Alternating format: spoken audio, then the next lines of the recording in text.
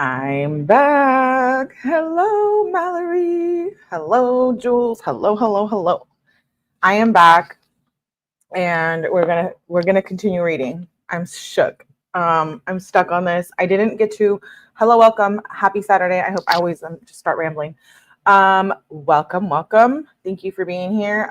It is Saturday. I have had a pretty chill day, so I was like, you know what? I'm going to go on and continue reading the Bryan Kohberger book. We started it. We have one live part 1. This is part 2. We got through chapters 40. We're on part 3 of the book.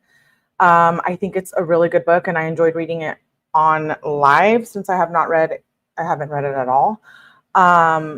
This is my first time reading it, and I love it. Hello. Thank you for being here. I appreciate it.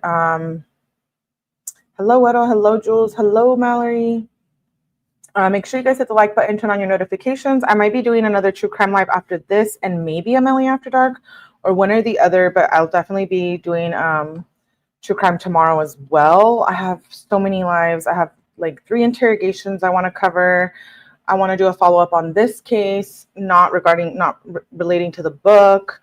There's just too much true crime to cover. So let's get started. Like I said, we left off on part 3, and this is just, we're reading through this. This is a chill live Bryan Kohberger case.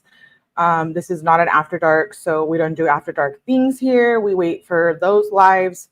And let's get started. Part 3, the first 6 weeks.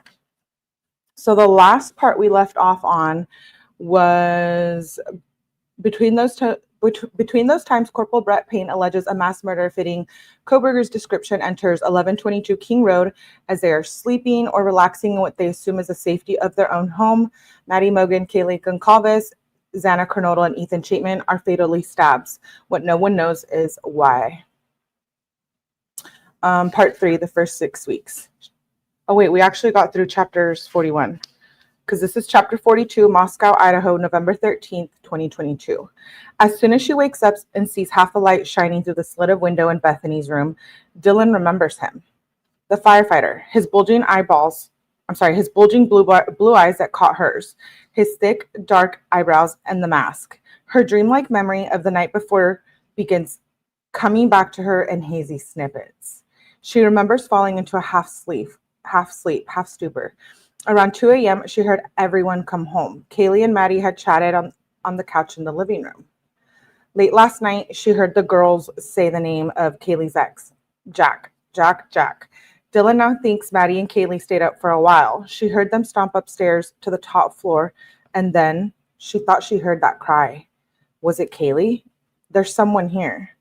Given her Sephora haze, Dylan can't be sure of the timing. But she thought it sounded like Kaylee had said those words just moments before going up the stairs. Then Dylan had opened the door and peered out. Nothing. She thought she could hear Xana moving around, doubtless getting a food delivery like she always did after a big night out. It wasn't unusual for people to pop in and out of King Road even at 4 a.m. It was a party house, and people knew to come in through the sliding doors by the kitchen. Everyone in their circle, even their partners, knew that the lock was broken. You just had to lift the mechanism up and the door released. So Dylan went back to bed, but as she lay down, she thought she heard Xana crying. She opened the door again. She thought she heard an unmistakable male voice say, "It's okay, I'm going to help you." Then there was a thud, a whimper, and Murphy began barking and barking. Murphy never did that in the middle of the night. Dylan shut her door, freaked out, her heart thudding. She waited some more. She opened the door a third time, and then she saw him, the firefighter. Or that's what she thought he must be, since he wore a mask and was dead head to toe in black. He had something in his hand. Was clad head to toe in black. He had something in his hands. A vacuum, maybe? Was there a fire? Was there smoke? Where was it? She was confused. He was walking toward the black sliding doors, their gazes locked for a split second. Dylan was momentarily frozen, but she quickly closed her door and locked it, heart pounding, waiting for further sounds. She remembered being scared and looking around her room for her taser. The battery was dead. She listened and listened at the door, but after that, there was just silence. Whoever he was, whatever he'd been doing, he was gone. Dylan wondered in that moment if she'd gone crazy. How wasted was she? That was when she reached out to Bethany and the others, and eventually, after getting no reply for 10 minutes and seeing her phone was dying, she gulped, opened her door again, and raced down to Bethany's room, where she locked the door and climbed into her bed with her best friend. Her other housemates must be sleeping, she told herself, and she fell into an uneasy slumber. When she woke up around 8 a.m., early for Sunday, Bethany was already awake. She'd spoken to her parents and told them about Dylan's paranoia, most likely, the night before. Dylan has had crazy thoughts before, when completely drunk. So at first she thinks it must have been a nightmare, which now has passed, just like the dark. She and Bethany lie in bed, both on their phone. Dylan turns on Instagram and then on Indeed. At 10:23 a.m., she texts Maddie to see if she's up. No biggie, she thinks, when there's no answer. But the clock ticks on, and Dylan sends a message on Instagram and Snapchat. There's still no noise from upstairs. At 11:29 a.m., she texts Kaylee. Still nothing. Now, the panic from last night sets in again. Dylan turns to Bethany. What if whatever Dylan saw was real? Bethany calls 𝐁𝐞𝐥𝐿, one of their besties. She says she'll come over. And Dylan decides to phone Emily, her big person, the person she trusts the most on campus. Surely, Emily will fix this. She has to. No. That seems odd to me. Why would you get on social media and look for your friends? I don't know. Chapter 43, Moscow, Idaho, November 13th, 2022. Emily and Lat is at her apartment in the building next door having breakfast with Hunter Johnson, Josie Linden, when she answers Dylan's call. Can you guys come over? Dylan asked her big sister. I really don't know if I was dreaming or not, but I think there was a man in here, and I'm really scared. Can you come check out the house? Emily is amused. It's not the first time Dylan has said crazy stuff after she's had a few drinks. Haha, should I bring my pepper spray? She teases. Emily takes the time to find a sweatshirt before trotting toward the King Road house. But Hunter, driven perhaps by some sixth sense, is ahead of her. He enters the house and passes Dylan and Bethany, who are barefoot, hands over their mouth, crying. They wait while he goes up the stairs and heads to the passage that will take him to Xana's room. The first sign that something is very wrong is that Xana's door is cracked open a few inches. Xana never sleeps with her door open. But Hunter soon sees that Xana isn't in bed asleep. She's lying on the floor as if she's fallen backward into the room. Ethan is motionless in the bed behind her. There are rivers of blood. Adrenaline takes over, as does a strong protective instinct. He goes back down to Dylan and Bethany. Call 911, he says, and stay outside, as he says as calmly as he can. He turns and heads back upstairs, where he goes into the kitchen and gets a kitchen knife. Is the person who did this still here? He heads across the hall back to Xana's bedroom. When he's at her door, he hears someone coming up the stairs. He turns around and sees Emily coming toward him. He stops her, putting a hand on her shoulders and talking as softly as he can. You cannot go in there, he tells her.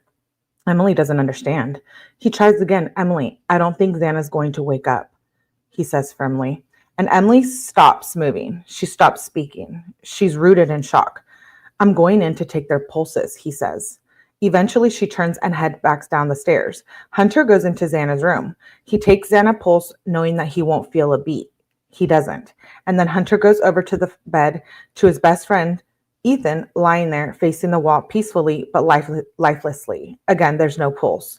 He now walks around the room, checking the closets. There's no one there. In a trance, he walks out of the bedroom, knife in hand, and stands in the living room. Meanwhile, the others are outside on the phone with the emergency responder. The operator is asking them to stop passing around the phone, but in their panic, that's all they can do. Bethany and Dylan are too upset to be intelligible, so Josie tries to give the address as clearly as she can, explaining that one of the roommates is unconscious. One of the roommates is passed out, and she was drunk last night, and she's not waking up. Oh, and they saw a man in the house last night. Dylan takes the phone back and tries to start in about what she saw at 4 a.m., but the operator cuts her off. She wants to know what is happening right now. Is someone passed out right now? There's a pause as they call for Hunter inside the house, who hollers back to them. She's not waking up, Dylan tells the operator. Hunter comes out and takes the phone from Dylan. Is she breathing? The operator asks. No, Hunter says, with all the calm he can muster. Then he hands the phone back to Dylan and goes to wait inside. The operator tells Dylan that she summoned help and to stay on the line. She asks Dylan if she can find a defibrillator. Dylan asks the others. None of them knows where a defibrillator is. None of them, other than Hunter, knows anything. But wordlessly, they are each screaming the same questions. Why is Xana not waking up? Where is Ethan? Why is Hunter Johnson telling him to stay outside? And what about Kaylee and Maddie? Huddled on the sidewalk, dressed in their nightwear, the friends have no idea whether Kaylee and Maddie are inside the house. They do know from their location sharing apps that the girls' phones are there, but they also know that neither is answering.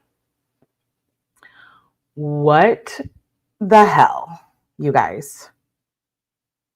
I'm sorry. Why would Ethan go in there and take the people's pulse, the victims, Kaylee and all of them? Why would he go in there and take their pulse? Like, there's a river of blood. You know they're not moving. You know they're unconscious. Why would you do that? I don't know. That's a weird reaction. Why did you have a knife and you were just standing there? And why did you decide to go back inside when they're on the phone with the operator? Generally, if there's a crime scene, you don't go back inside. Like, and what did you go back inside for, Ethan? Yeah, I mean Hunter. Sorry, when he went back in there and saw all of them dead and Ethan, his bestie and stuff. Like, why would Hunter go back in there? I'm sorry, I was saying the wrong names. You guys know what I meant. I don't know. I just think that's odd. I mean, I know that those were his friends, but that's just odd behavior at a crime scene. I don't know. Chapter 44, Moscow, Idaho, November 13th, 2022. They are still on the phone with 911 operator when the first patrol car arrives. The man who gets out, Patrol Officer Mitch Nunez, is 22, the same age as Hunter Johnson. Yeah, he did go in apparently after they were on the phone with the 911 call. I just don't understand what's the point of going in there. He saw that they were lifeless, had no pulse. At that point, no defibrillator will work. I get the policies of EMTs and whatever, that emergency services, that they have to at least try. But I don't know if that's necessarily true when there's no signs of life. I just got ahead. Maybe they knew a thing I hadn't heard. That's what. Oh, yeah, I don't know. That was just odd. Okay, let's continue. The man gets out. It's Mitch Nunez, is 22, the same age as Hunter Johnson. Nunez joined the Moscow PD only a year ago. And I know this was one of the controversial topics of this, is like, why would you put a freshly new investigator on this case, or cop? Like, that makes no sense to me. And I know that's one of the things with all of the conspiracies and the concerns of this case. The kids looked at him, slightly stunned to see someone their age in the officer's uniform. Nunez is expecting a routine situation. He asked Hunter Johnson, who is standing just inside, still holding in the kitchen. Who is standing inside still holding the kitchen knife, to come with him to show him the unconscious person. He's ready to administer CPR.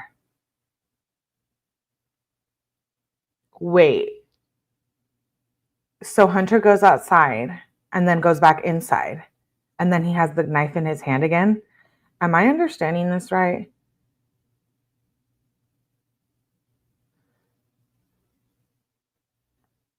Because in the last paragraph, it says there's a pause. They call for Hunter, who's inside the house. Is she breathing? The operator asks. No, Hunter says. Then he hands back the phone to Dylan and goes to wait inside. So now where we are in the chapter, it says Nunez is expecting a routine situation. He asks Hunter Johnson, who is standing just inside, still holding the kitchen knife, to come with him to show him the unconscious person. Why would he go back in and grab a kitchen knife again? I don't know. Am I tripping? Am I looking too much into this? I've been deep diving a lot today, so I could be just losing my mind in true crime. Well, I already lost my mind a long time ago, but you know what I mean. Okay, but right from the get-go, something tells him this isn't the usual case of a student who has imbibed. Hunter Johnson doesn't let go of the knife. He takes Nunez up to Xana's room. He shows him Xana and Ethan. Nunez takes their pulses. They are already dead, clearly the victims of a brutal stabbing. Nunez can see that in addition to other wounds, Xana's fingers are almost severed. It looks like she put up a fight against someone advancing into the room. Ethan looks as if he died while sleeping. He's on his side in the bed facing the wall, stabbed in the buttocks and the neck.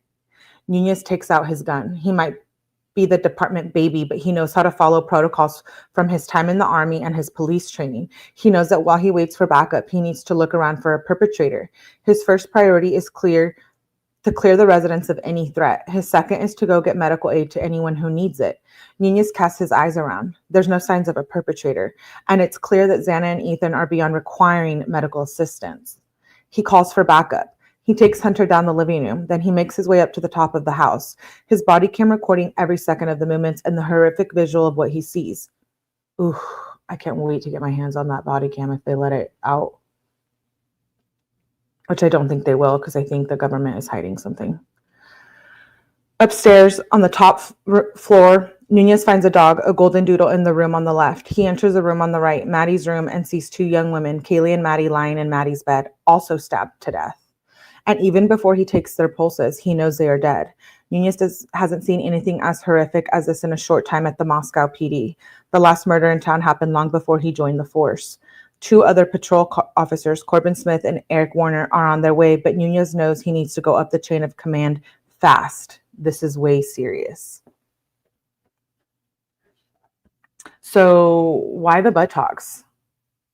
He was sleeping and maybe he thought he was stabbing him, and then maybe Ethan turned around and then he was stabbing him in the front of his body. Is that what happened? What the hell happened? Like, what? This is crazy. If you thought this case was crazy before or after this book, honey, I don't know what we're going to think. Chapter 45. It's 12:30 p.m. on what ought to be a lazy Sunday, but someone is shaking Hunter Chapen awake. Cooper, he says groggily to the guy who climbed up the ladder to his sleeping loft and is prodding him. Cooper Atkinson, an old Sig Chi brother who recruited him and Ethan, is standing there, visibly agitated. Hunter, wake up. There are cops on King's Road. Huh? Hunter doesn't see what the big deal is. The King Roadhouse is a notorious party house because of the deck in the back. The cops are always being called by neighbor angered by the noise. Hunter sees that the university has sent out a campus-wide alert about an unconscious person, but he still isn't worried. Maybe Xana or one of the other roommates over-imbibed on the game day. It wouldn't be the first time someone passed out from drinking. But Cooper drags Hunter out of bed, and the two make the short walk across the lower field to the house. As they get near, Hunter can see their usual gang sitting on the sidewalk. Emily, Hunter, Josie, Dylan, and Bethany. Where's Ethan? He wonders. Oh, he answers his own question. Ethan is probably helping the cops inside. He'll be helping whoever is in difficulty. That would be typical of Ethan. Xana's not on the sidewalk either, so maybe the person who needs help is Ethan's own girlfriend. Hunter scarcely notices that Cooper leaves his side once he catches up to his group of friends on the sidewalk, because there's something in his friend's face that tells him that the world had just ended. They don't speak. They just hug him. Hunter is afraid to say anything, but then Hunter Johnson gently motions for him to follow him to a nearby dumpster. When they are alone, Hunter Chapin plucks up the courage to ask what's going on. Like, where's Ethan? Is he helping who's ever inside? Hunter Johnson speaks softly. Ethan's not here anymore. Hunter Chapin does not comprehend the words. What do you mean Ethan's not here anymore? Like, where did he go? Your brother's dead. Dead? Hunter Chapin can't feel anything. How can this be happening? How on earth can Ethan, whom he last saw in the early hours of this morning, be dead? Hunter Johnson continues. I don't know. We think Xana, Ethan, Kaylee, and Maddie were all murdered last night. Murdered? Ethan, Xana, Kaylee, and Maddie? Hunter Chapin is so dizzy he has to sit down. Ordinarily, he'd tell the other Hunter he's out of his mind to stop with such a crucial joke. But ordinarily, there isn't yellow police tape around the house and a swarm of cops moving in and out and not speaking to the little circle of sobbing kids. For maybe 15 minutes, Hunter Chapin is mute. They all are. No one knows what to say. He can't process this. He can't deal. He spent almost every minute of his entire life with his triplet brother. Ethan has been his leader, his role model. His brother has entered every room, every game, every contest, every one step ahead of him, but also with his hand stretched out toward him. Ethan is Hunter's entire world. Now he's gone, murdered. He has no idea what to do, what to say to his sister, his mom, his dad. He doesn't want to speak to the cops, and it seems they don't want to speak to the kids. The police avert their gaze as they go in and out of the house. Eventually, Hunter speaks. For the first time in his life, he has to dig deep and find Ethan's spirit within him. Chapter 46. I need a phone, Hunter Chapin says. Mine isn't working. Hunter Johnson hands him his. He calls his sister. No answer. It will emerge that Maisie is showering, and when she comes out and sees a missed call from Hunter Johnson, she doesn't assume that it's anything urgent. Why would she? But then he calls again. Weird. She answers, "What do you want, Hunter?" But it isn't the Hunter she was expecting. It's her brother, and he sounds strange. "Maisie, you need to come to Xana's." Maisie thinks this is also weird. Why? "You just need to come." Maisie is kind of pissed. "I don't have a car." "Find one." Maisie wakes up Regan, one of her roommates, and asks her to drive her to Xana's. But they can only get as far as the bottom of the hilly slope on which 1122 King Road sits. The whole block is cordoned off. Police are everywhere. Maisie gets up and walks out towards her brother Hunter and the usual friend group. They are all crying. Her brother appears to be on the phone. Maisie thinks her stomach might fall out. What the hell happened? Someone? Anyone? Silence. Maisie is filled with rage, with good reason. Why are they all just shaking their heads and not speaking? "Someone tell me, Jesus Christ," she says. Her brother hangs up the phone and approaches her. Ethan and Xana didn't wake up. Maisie snorts. "What do you mean they didn't wake up? Did someone drug them? Poison them? It doesn't make sense." Maisie still doesn't think it sounds that bad. But her friend's reaction nag at her. Bethany's crying so loudly that it feels like her life depends on it. Dylan is positively screaming and shouting something like, "I can't believe someone would do this." Maisie has never much liked Dylan. She's histrionic in Maisie's view, and Maisie is irritated by it. "Shut the fuck up," Maisie says to Dylan. "It's really annoying." Why do they all want to hug her? Maisie sits down with them. She sees Ava Wood, a blonde AFI who lives in the apartment building next to the house, putting a blanket over Emily's shoulder and comforting her. Jack Decor, who Maisie knows as Kaylee's ex-boyfriend, is also with them. He also seems dazed and confused. When he says he sees Kaylee's ex, the cops seem to want to talk to him. They stick him in the cop car, but only for a few minutes. Maisie hasn't thought about Kaylee and Maddie, Xana's roommates. She doesn't know them really. She's focused on Ethan and Xana. What happened to them? The group just sits there, watching the cops, waiting, hoping for an answer that is better than the one they fear. Suddenly, it's 1:04 p.m. All their phones ping. It's another campus-wide alert, much worse than the first. Moscow PD, investigating a homicide on King Road near campus. Suspect is not known at this time. Stay away from the area and shelter in place. Oh my God. The group collectively burst into fresh tears. Maisie is struggling to grasp the reality of the words on the screen, but Emily loses it. The young cub has come out of the house and she lets him have it. "How dare you send out a vandal alert before we know where our friends are?" she screams at him. The officer replies with a stony calm that he does not feel as he delivers the grim official life-changing news. "All 4 of your friends are inside the house, and they're all dead." Chapter 47. Stacy Chapen is filling her cart in the produce aisle at Hagen when she sees her friend Barb. It's a lazy Sunday. Her husband Jim is on his way back to the tiny condo in nearby La Conner they bought after they sold their big house in Mount Vernon. He's been at his workshop at a sawmill outside of Coeur d'Alene, a mammoth 6 hours plus drive away. Jim left at 8 a.m., so Stacy has had plenty of time for catch-up. She puts her basket down to exchange news with Barb. When her phone rings and she sees it's Maisie calling, she figures no big deal. She'll call her back when she's finished talking. Although, as she thinks about it, it is unusual for Maisie to call. Normally, she texts her mother and they arrange a time to talk. Of all her kids, the quickest to communicate is Ethan, from whom she's had yet to hear this morning, which is odd. She texted Ethan a few hours ago asking him for photos from Maisie's formal last night, but he hasn't responded. Ordinarily, he's the first of her kids to reach out in the mornings, no matter how heavy the night before. And usually when she texts him, he answers right away, no matter the hour.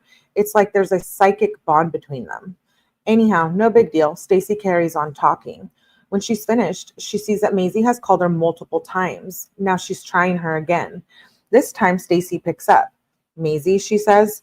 But it isn't Maisie. It's Hunter calling from his sister's phone. He's on speaker. Stacy can hear wailing in the background. "Ethan's not here anymore," Hunter says. Stacy doesn't understand. "Well, go get him." Hunter tries again. No, you don't understand. He and Xana aren't here. Stacy's growing impatient. Like Maisie, she doesn't suffer fools. So get in the car and go find them. What is that? Crying. Hunter says, Mom, you don't understand. They're not on this earth anymore. Stacy doesn't believe what her son is telling her. She abandons her cart in the aisle, walks out of the door, calls Jim from her car. He's just dropping into the Skagit Valley. He's almost home. I think something happened to Ethan and he's been killed, she says. Jim doesn't understand. He can't process, but he knows one thing and so does his wife. Whatever's happened, they have to go get Hunter and Maisie. Right now, they have to go get their kids. Chapter 48. Stacy and Jim Chapen meet at their condo in La Conner, Washington, and get into Jim's black Chevy Tahoe. They have a 6-hour drive ahead of them, and the Sunday afternoon traffic sucks. Hunter and Maisie call them and tell them that they're being asked to go to the police station and that they'll be handing over their phones to the cops, which means for most of that drive, Stacy and Jim cannot reach their kids. Stacy feels as if she'll burst. Why aren't they hearing anything from the police, from the university, from anyone? She phones the emergency cell number for the university students of parents parents of incoming students are given. She chews out the person who answers, asking why no one from the school is communicating with her about her son. The voice on the other end says that because there's a protocol with emergencies, and the police are the ones in charge of situations like this. In perhaps the only time in the aftermath of her son's death, Stacy momentarily loses her cool. That's not good enough, she yells. She has no idea to whom she's talking to in that moment, but she's not interested. But being Stacy Chapen, soon she wants to find him and apologize. For now, she just wants the snarled traffic to move. All she wants is to get to Hunter and Maisie and tell them that no matter what has happened to Ethan, they are still a family. They're going to be fine. Stacy, the mother hen, is going to make sure of this. She's going to be there for Maisie and Hunter. She's going to be there for Ethan. Whatever has happened, she's going to be there for Jim. She doesn't have a clue as how they are going to get through this, but she's going to do her damnedest to protect her brood. Family first. All the plans she and Jim had of traveling, retiring, those belong in the past. They are quite gone. Oh, they're quite gone. Hunter and Maisie need to hear one message from her. Whatever happened to Ethan, they are alive and they're going to be fine. She will make sure of it. It's what Ethan would want. I can't want this book. I would have fallen over. I know, Jules. Hi, Kat Randall. You would think Dylan and Bethany would have said something about Kaylee and Maddie. Dude. Chapter 49. What a beautiful Sunday. Blaine Eccles, the UID student, is near the Costco in Clarkson near Lewiston, a 40-minute drive from Moscow. He's admiring the morning. He and his wife, Shelley, are doing their grocery run they normally do every 6 weeks. He's seen a vandal alert about an unconscious person, and he hopes whoever needed first aid received it and is okay. More than likely, an alcohol-related mishap after game day. Not unusual. But as they are about to pull into the Costco parking lot, his phone rings. It's Tyson Barrett. Blaine, says the police captain, we've got 4 dead bodies, and we think they may be students. What? Eccles gestures to his wife to go into Costco. He sits in the car and speaks to the captain. We don't have it confirmed yet, but given the proximity of where they are to campus at King Road and their ages, it's a good chance they are. Call me back as soon as you know anything, says Eccles. Just like the police, Eccles has a checklist of what to do and whom to call. His first call is to the University of Idaho president, Scott Green. His line is busy, so Eccles suspects someone else, Tyson, probably is giving him the news. Then he calls the provost, Tori Lawrence, and informs him. Jake Nichols, the director of campus safety, is temporarily unreachable because it will emerge he is on boat on a river. Eccles leaves a voicemail asking Greg Lambeth, the director of the counseling center, to phone him as soon as possible. Lambeth, it turns out, is hiking in the woods. But the small group of people he can reach have an impromptu conference call, then decide to convene ASAP on campus. Eccles goes into Costco and retrieves Shelley. He asks her to drive so he can set up about putting things in order. Eccles is trying to stay one step ahead of what to do, what to set in motion. Barrett mentioned that the manner of the deaths was suspicious, but Eccles says he has no clue as to how the 4 students, if indeed they are students, died. He wonders if it's drug-related. More likely, he thinks they were shot. So when a bewildered, irate Stacy Chapen reaches him, he generally has nothing knew to tell her. He doesn't know what happened, but even if he did, he explains it's up to the police, not him, to talk to her. He notes that she doesn't ask his name, that in her panic, she may not be aware that it's him. Eccles does not know Stacy Chapin, but he knows who she is. When you're the dean, you notice when triplets enroll. Doesn't happen every day. Nor does a mass murder. Eccles started at the university in 2015, so he wasn't there for the previous horrific campus tragedy in 2011 when Katie Benoit was murdered by her professor, who then holed up in the Best Western, and when the cops tried to bash down the door, turned the gun on himself. We should look into that. I never heard about that case. Okay, now as the administrators huddle in the conference room, they have a whole host of questions to think about, like security and how to beef that up, whether to cancel classes, and if so, for how long. For Eccles, the priority is student care. He needs to find out where the kids live, whether they were members of the Greek house, so he can reach out. Tyson Barrett continues phoning him intermittently, and Eccles tells the captain that he will cooperate as best as he can with any investigation. But what no one in that room of university leaders considers is something that will become a problem for Chief Fry and his officers. By deciding to cancel classes, they are effectively sending home thousands of possible witnesses, key people the police needs to speak to. Fry later shakes his head in exasperation at this, wishing the school had asked him first. But part of being a cop is knowing that you can control only so much. The university is not answerable to him, and they need to make their decisions for their reasons, not his. Fortunately, there is another law enforcement agency that has branches all over the country and can get out-of-towners easily. Fry knows he'll be calling it soon. The Federal Bureau of Investigation. Yeah, I'm sorry. I agree. They should have. One, why did they tear down the house so quick? And I know it's a college house, but I don't know, something shifty with the school. And then, yeah, why did everybody have to go home? If there was no threat, why would everybody have to go home? They did send home a bunch of witnesses. It's lunchtime, and Evan Ellis, the news director of Pullman Radio, has just finished up in the studio. He's prepping for his Monday morning show when the local photographer, Geoff Crimmins, calls him. You listening to the scanner? Crimmins is at his in-laws' house, and they keep their scanner set up for the police frequency. Stopped when I left the studio, Ellis replies. Why? You're not going to believe this. We got 4 bodies over in Moscow, 1122 King Road. I'm listening to it right now. The cops just walked in. The volunteers, fire, and EMT are saying there's blood everywhere. Meet you there, says Ellis. With decades of experience between them, there's no need to have a conversation about the seriousness of the situation. Ellis and Crimmins get back to the King Road residence within 15 minutes. A patrol car is barricading the entrance to the block, and tape is around the perimeter. Ellis can see a group of 4 or 5 kids sitting on the sidewalk in a circle, all sobbing uncontrollably. He's never heard wailing like this. There's terror and tragedy in those cries. Ellis has been to and reported from every major crime scene in the area over the past 20 years. In 2007, he arrived at an active shooting in Moscow. Outside the sheriff's house, Lee Newbill, a police officer, was killed, and 2 others, including a sheriff's deputy, Sergeant Brandon Jordan, were injured. As a journalist, Ellis practices old-style reporting. He has values that in the coming days and weeks proves vanishingly rare. He believes that off the record means off the record, and that sources are to be protected. He also believes that some people have a right to privacy, to not have cameras shoved in their faces, and these kids in this moment should not be interviewed.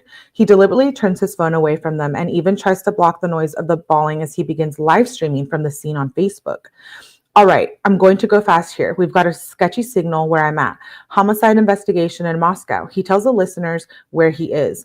Moscow police on the scene. University of Idaho had issued a vandal alert saying that Moscow PD has a homicide investigation here at one of the apartments.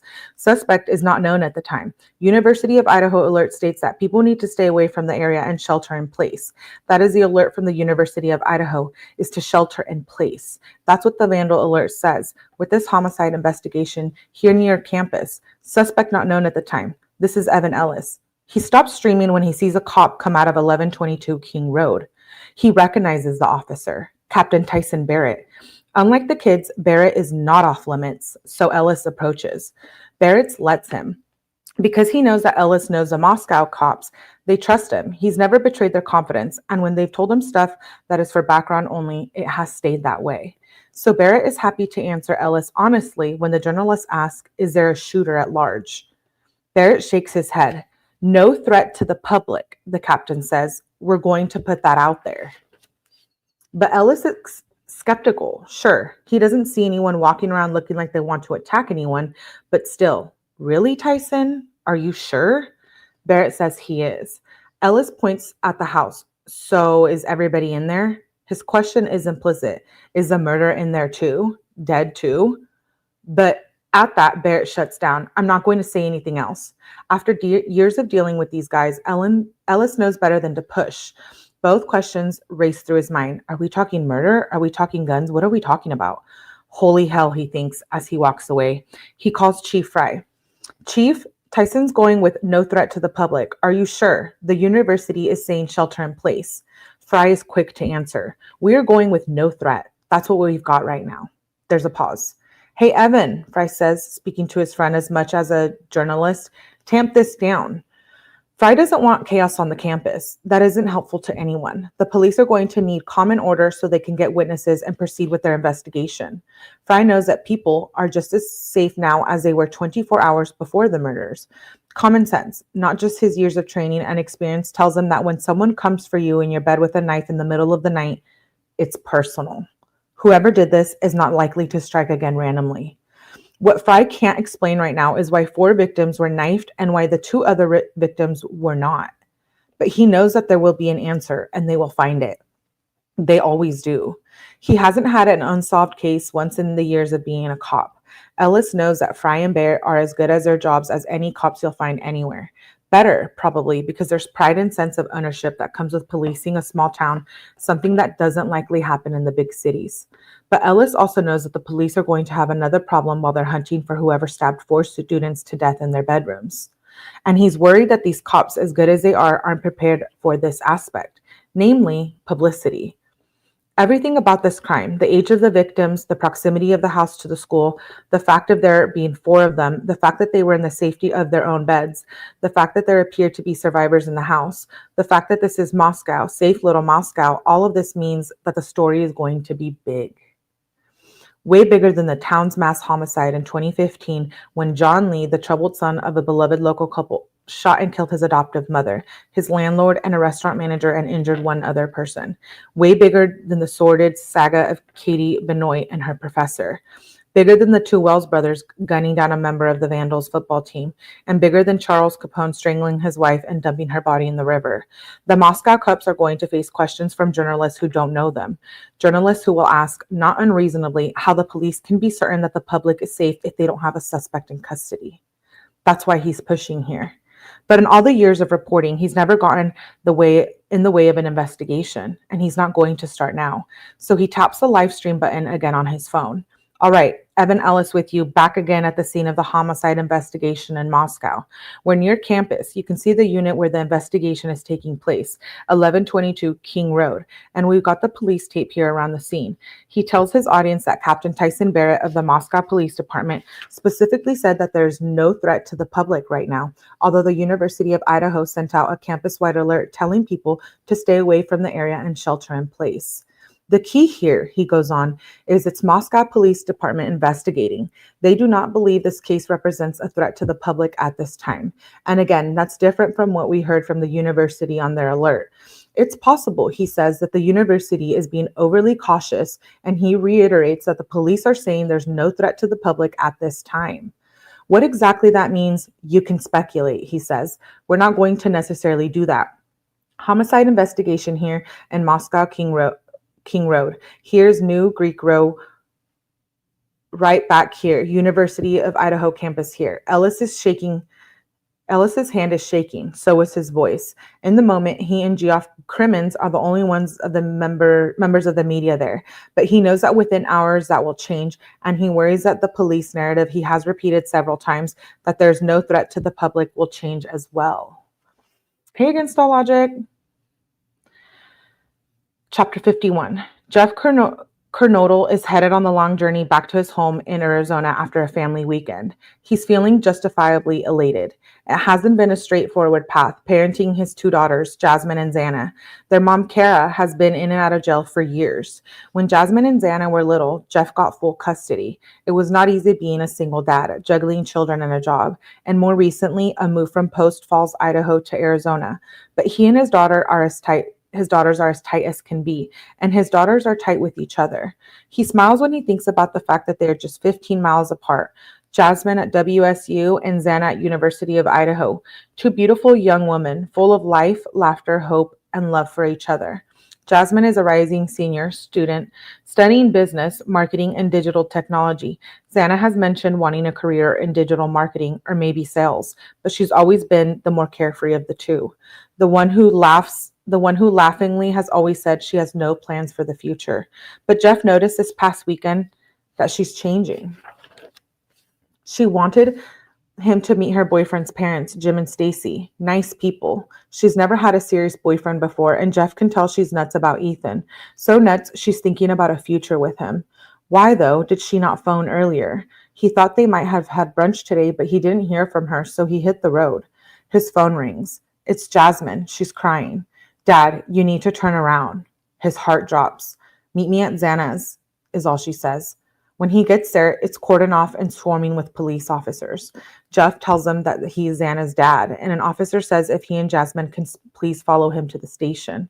When they get there, they are ushered into a room where an officer gently tells them that there have been 4 victims of a homicide and that Xana is one of them. Jeff is speechless. What can you say to such a thing? There aren't words, just tears and agony. Chapter 52. It's lunchtime, and Steve Goncalves is exactly where he likes to be on football Sundays, in his living room in front of the TV watching the Seahawks game, surrounded by his noisy family. He moved to Rathdrum, Idaho because he wanted to make life easier for his wife, Christy. The cost of living was cheaper. The state was safer than California. He wanted her to quit her job as an accountant at Chevron and be a full-time mom if she wanted.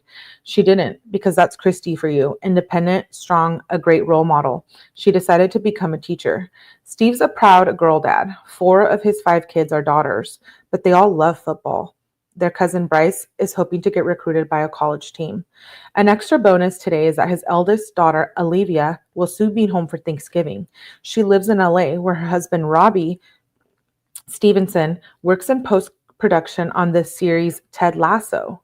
But that morning, there was a scare. Steve just discovered he has Ramsay Hunt syndrome, an inflammation of the facial nerve caused by the chickenpox virus. Olivia is 22 weeks pregnant with her 3rd child, and Steve is worried about possibly being contagious. So he and Christy are on the phone now, going on and off the phone to Olivia, figuring out if it's safe for her to visit. So when they call Olivia yet again, she doesn't sound surprised to hear from them. But then Christy says, I think something happened to Kaylee. They were not expecting Kaylee back from Moscow until Tuesday. She had gone to show Maddie her new Range Rover and hang out with her friends. But Kaylee's younger sister, Autumn and Aubrey, have been getting strange calls from Kaylee's friends about police being at King Road. Something weird is happening there. An unconscious person. Then there's a vandal alert about a homicide.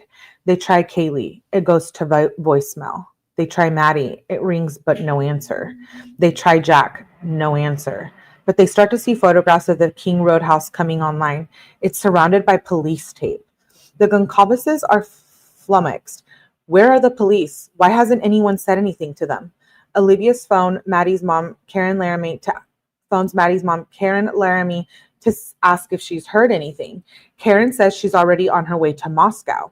She too has received alarming messages, but nothing from the police. She promises she's going to bring both their girls home.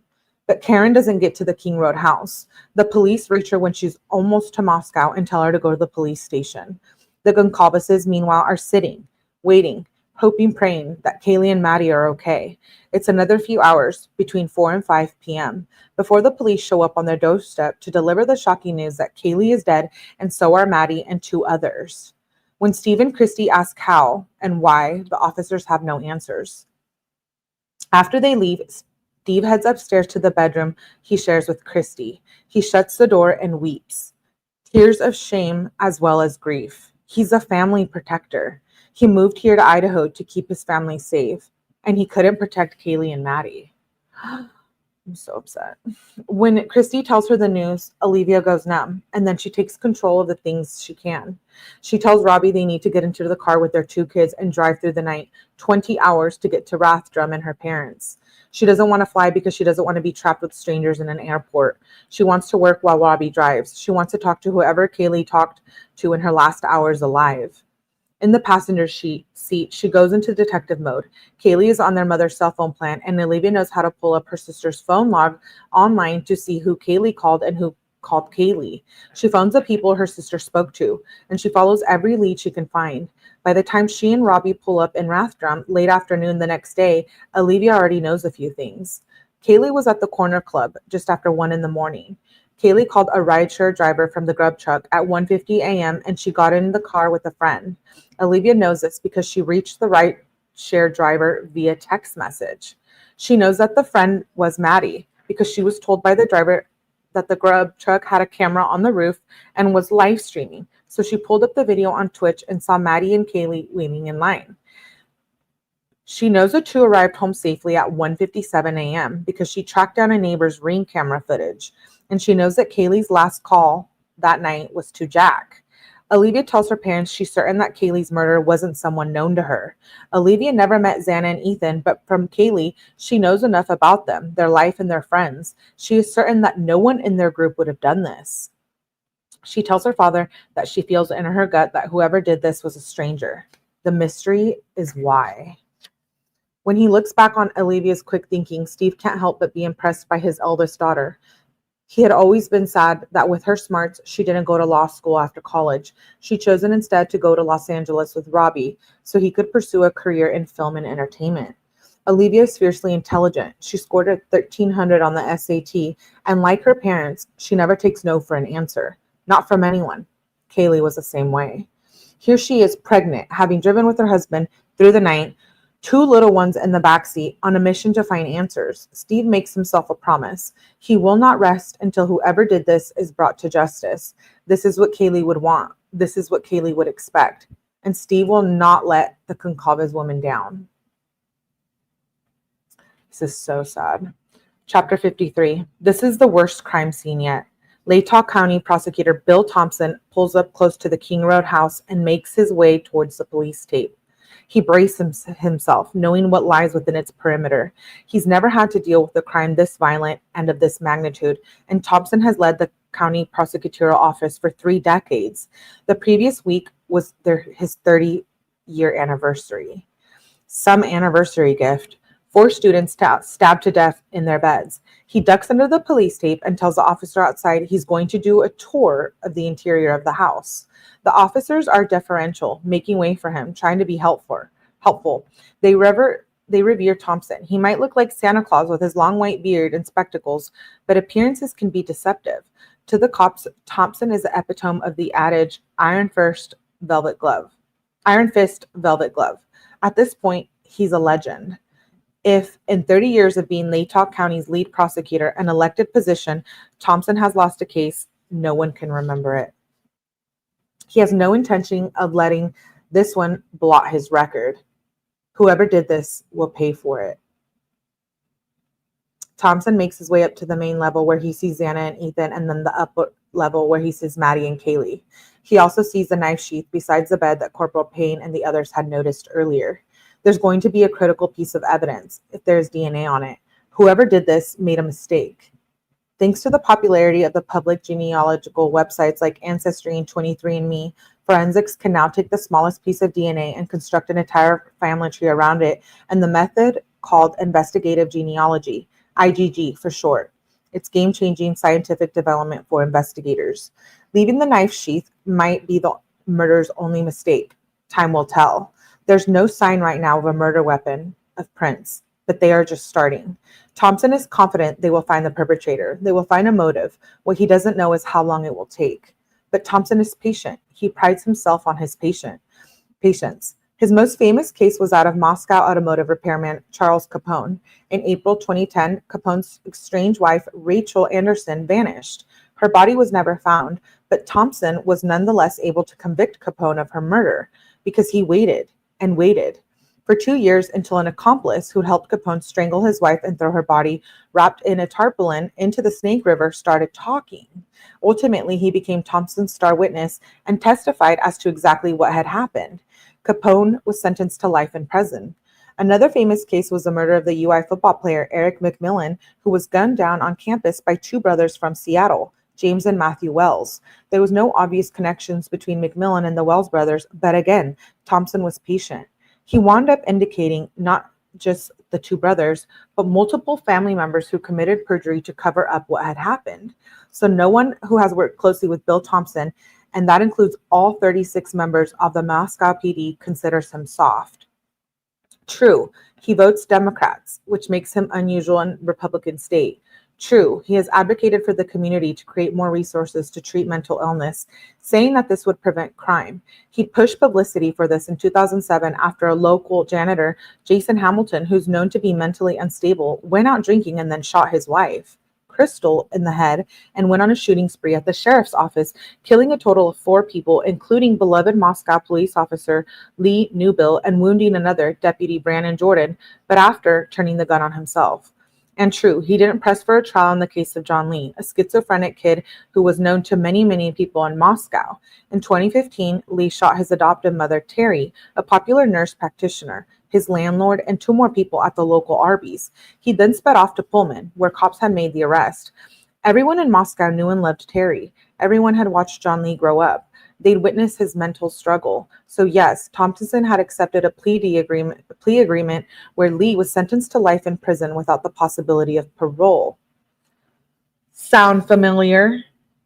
You could argue that was soft, or you could argue that it was pragmatic. No one believed John Lee was in his right mind when he went on a killing spree.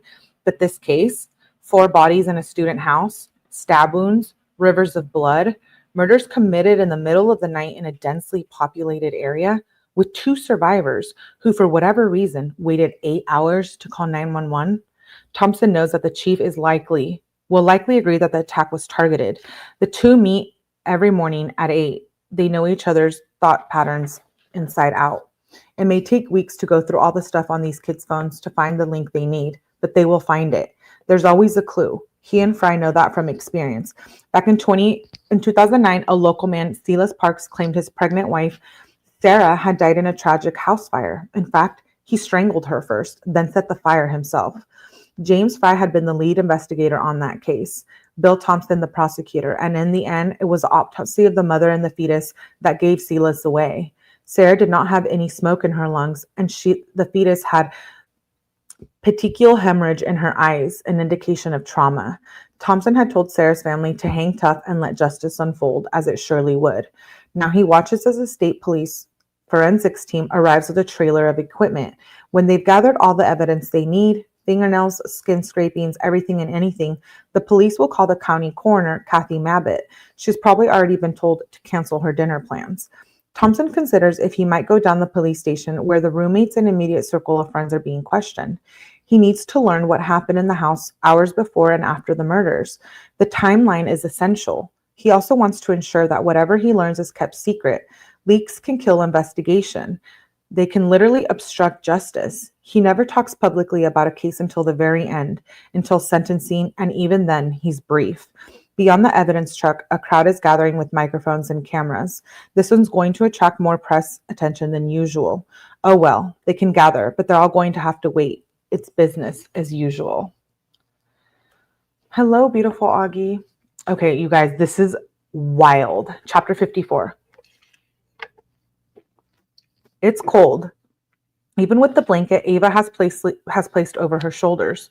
Emily is cold. She's in shorts. So are Dylan and Bethany. None of them is wearing shoes.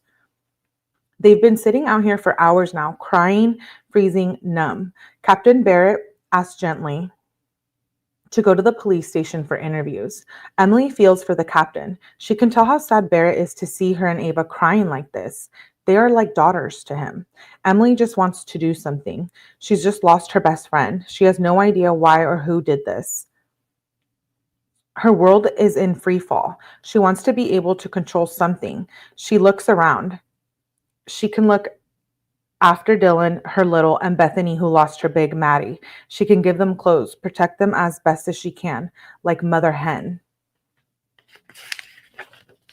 So before driving to the police station, Emily pops into her apartment to get clothes for them all and bottles of water and snacks. When they get to the station, it feels as if the officer on duty isn't sure what to do.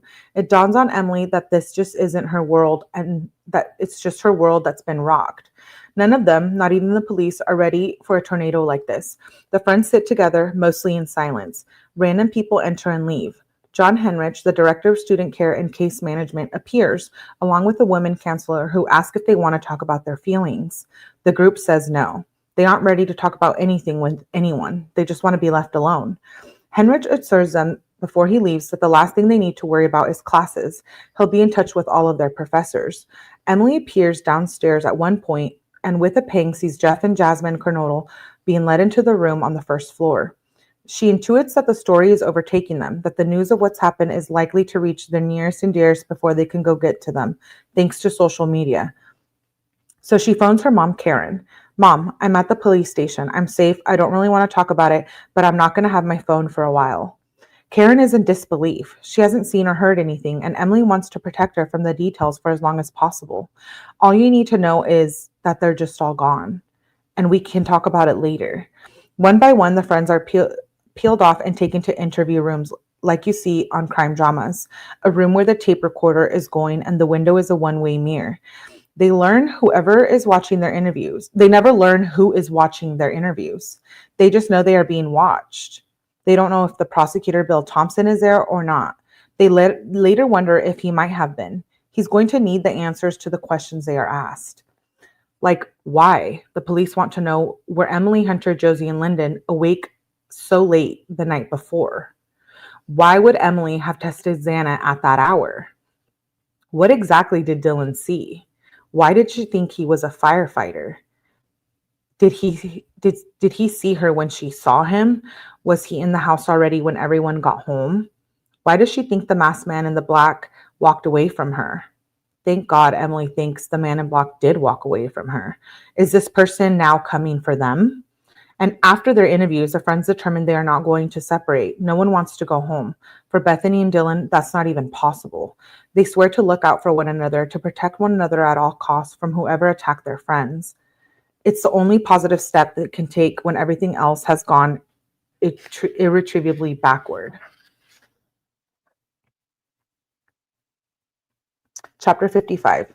Danielle Ramirez, a journalist from 𝐻𝐞𝐥𝐿, the University of Idaho students' newspaper, is getting coffee at the drive-thru with 𝐻𝐿𝐥𝐿's editor, Hayida Tariq, when their phone pings simultaneously with the vandal alert warning students to take shelter in place. Ordinarily, this sort of vandal alert is issued when there is a moose on campus.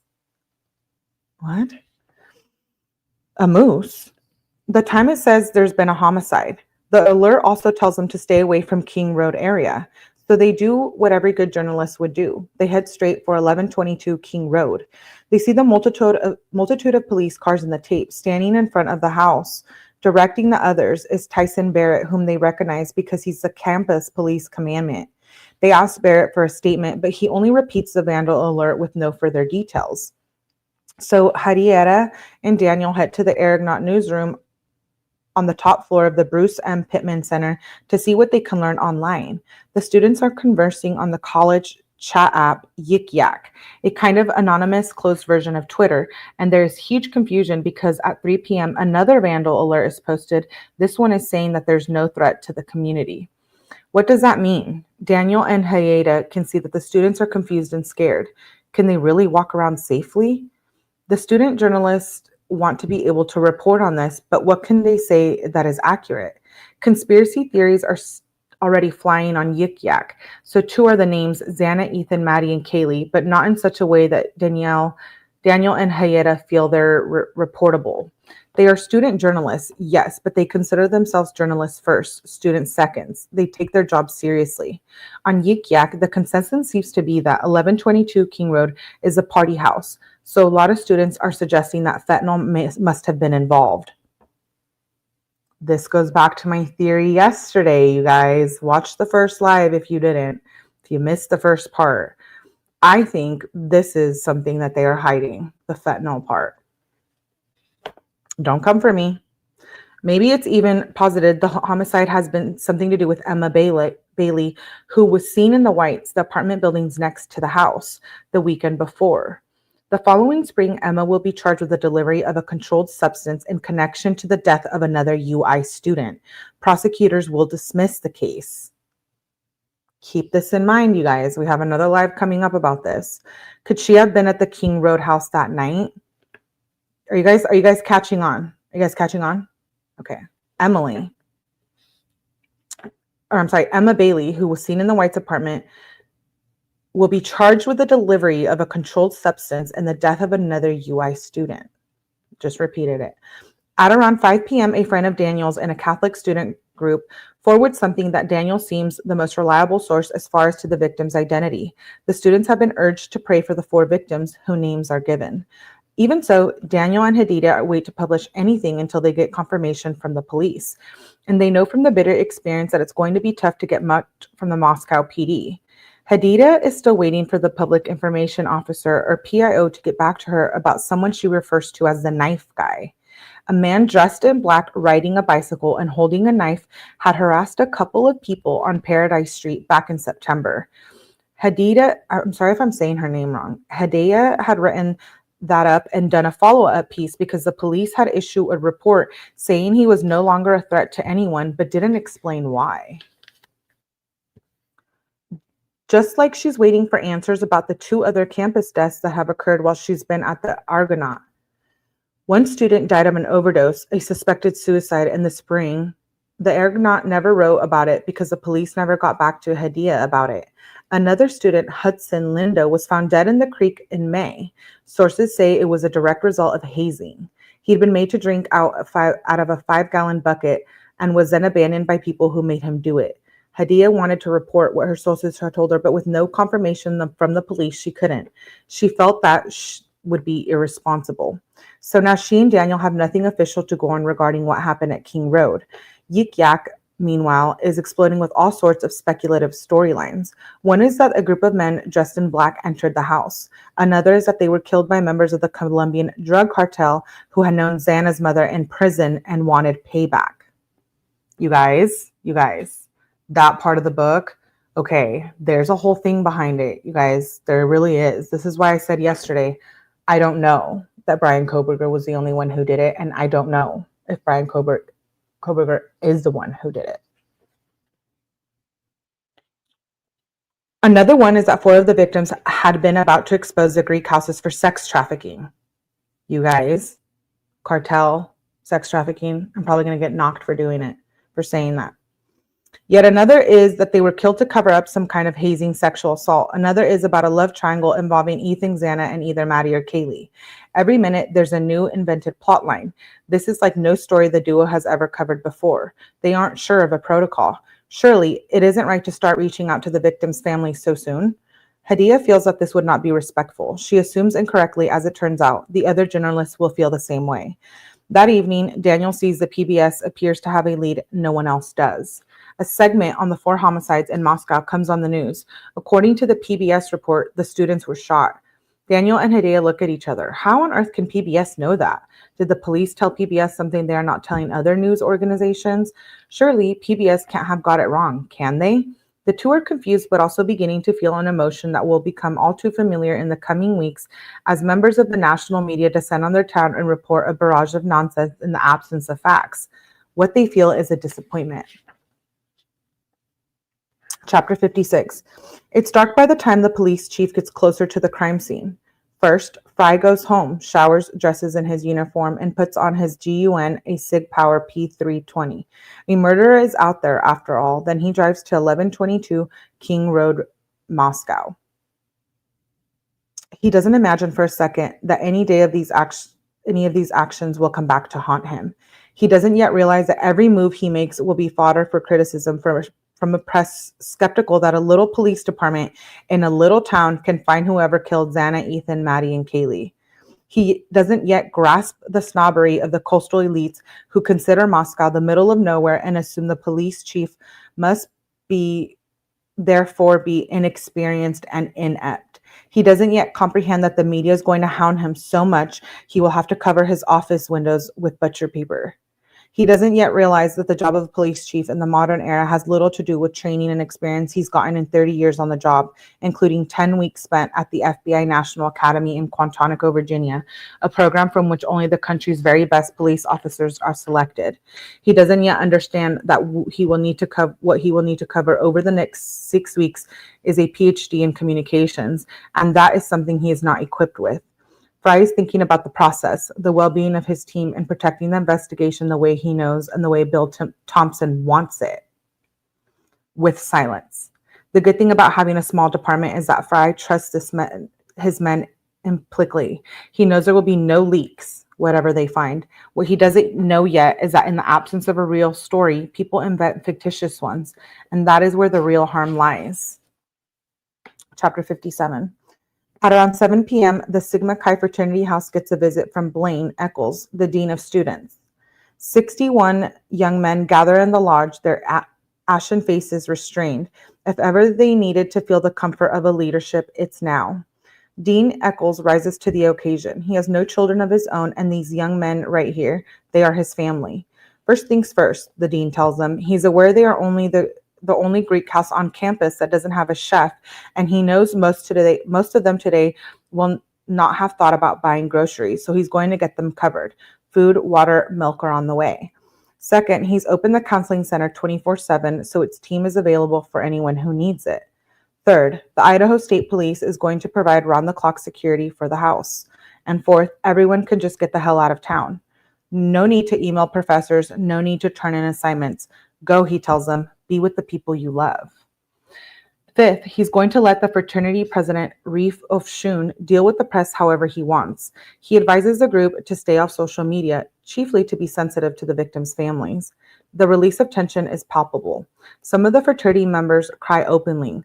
These are tough young athletes, but they have never experienced anything like this. Ethan's frat brothers feel his loss, but they also feel like participants in whatever trauma he suffered. The back of the frat house has a view of 1122 King Road, so after walking to what most had assumed would be a lazy Sunday and learning the news, one by one, the whole chapter had gathered here, staring grimly across the lower 40 at the masked police cars, emergency vehicles, listening to the wailing sirens, fearing the worst of their phones, as their phones blew up with surreal texts about their frat brother, Ethan and Xana, whom they love like a sister. Only last night they'd been all joshing together at the post-game party, and now their worlds were upended. Most of them watched Hunter Chapen leave the house that morning with Cooper Atkinson. They watched Jaden Shepard receive a call, after which he turned to them and he said simply, "Ethan's dead." They received texts about a gruesome killing, blood everywhere. They watched as, hours later, against the backdrop of a swarm of police officers, the forlorn figures for Hunter Chapen and Hunter Johnson walked back to the fraternity house, packed up some stuff, and headed to the police station. The fraternity brothers had hugged Hunter Chapen, told him they loved him. They weren't sure he could even hear. He was so grief-stricken. Once Dean Eccles leaves, they head to their rooms. Many of them phone their parents and ask them to come get them right now. Others start to load up their cars. None of them knows exactly what happened to Ethan, their brother. One of them, David Bereshia, walked across the lower 40 at 3:59 a.m. and felt a strange chill as he did so. It's a chill they all feel now. Their instinct tells them to run, get the hell out of Moscow, and go as far away as possible. Run, run, run. Chapter 58. It's 9:30 p.m. when Jim and Stacy Chapen pull up into Moscow. When she sees Maisie and Hunter, Stacy hugs them tightly. Then Jim does. Stacy has one message for her two surviving children. "I don't know what the hell just happened, but this won't sink us as a family. We'll figure it out together." They head to the police station for so-called debrief, but the police doesn't have any information for them they don't already know. Chief Fry is now on the premises back from King Road. He and Tyson Barrett sit with the family in a conference room. The chief is instantly struck by strength and grace of both Stacy, a statuesque woman with long blonde hair, and Jim, her quieter, kind-eyed husband, who is dependably by her side. Not in front, not behind, but right there next to her. The worst part of this job is having to deliver news like this to families, and yet Fry is often impressed by the dignity and resilience of the parents and siblings he's gotten to know, some of whom he has forged close relationships with. Stacy Chapin is special. He can see that. Even now, she's expressing concern about his team, about what they are going through, and offering her support. He tells her that they will find whoever did this. He's appointed Captain Tyson Barrett to be Chapin's point person. They could call him whenever they want, and he will call them every day. But now, strangely, there's nothing for the Chapins to do except go home, and they wait. But they aren't going to drive back home tonight. Jim has already been at the wheel for almost 20 hours straight, so the family heads to the Best Western Hotel, where the university has booked a block of rooms. In the lobby, they encounter Emily, Hunter Johnson, Dylan, Bethany, and Josie, Lyndon, and Ava, all huddled together, exhausted. Stacy hugs all of them. Notice immediately that Hunter Johnson and Emily are clearly in shock. Hunter Johnson can scarcely speak. Are you guys all right? She asked, knowing they are not. She asks if she can bring them food, water, blankets. She knows Emily and Hunter Johnson well, and in the absence of their own parents, she steps in.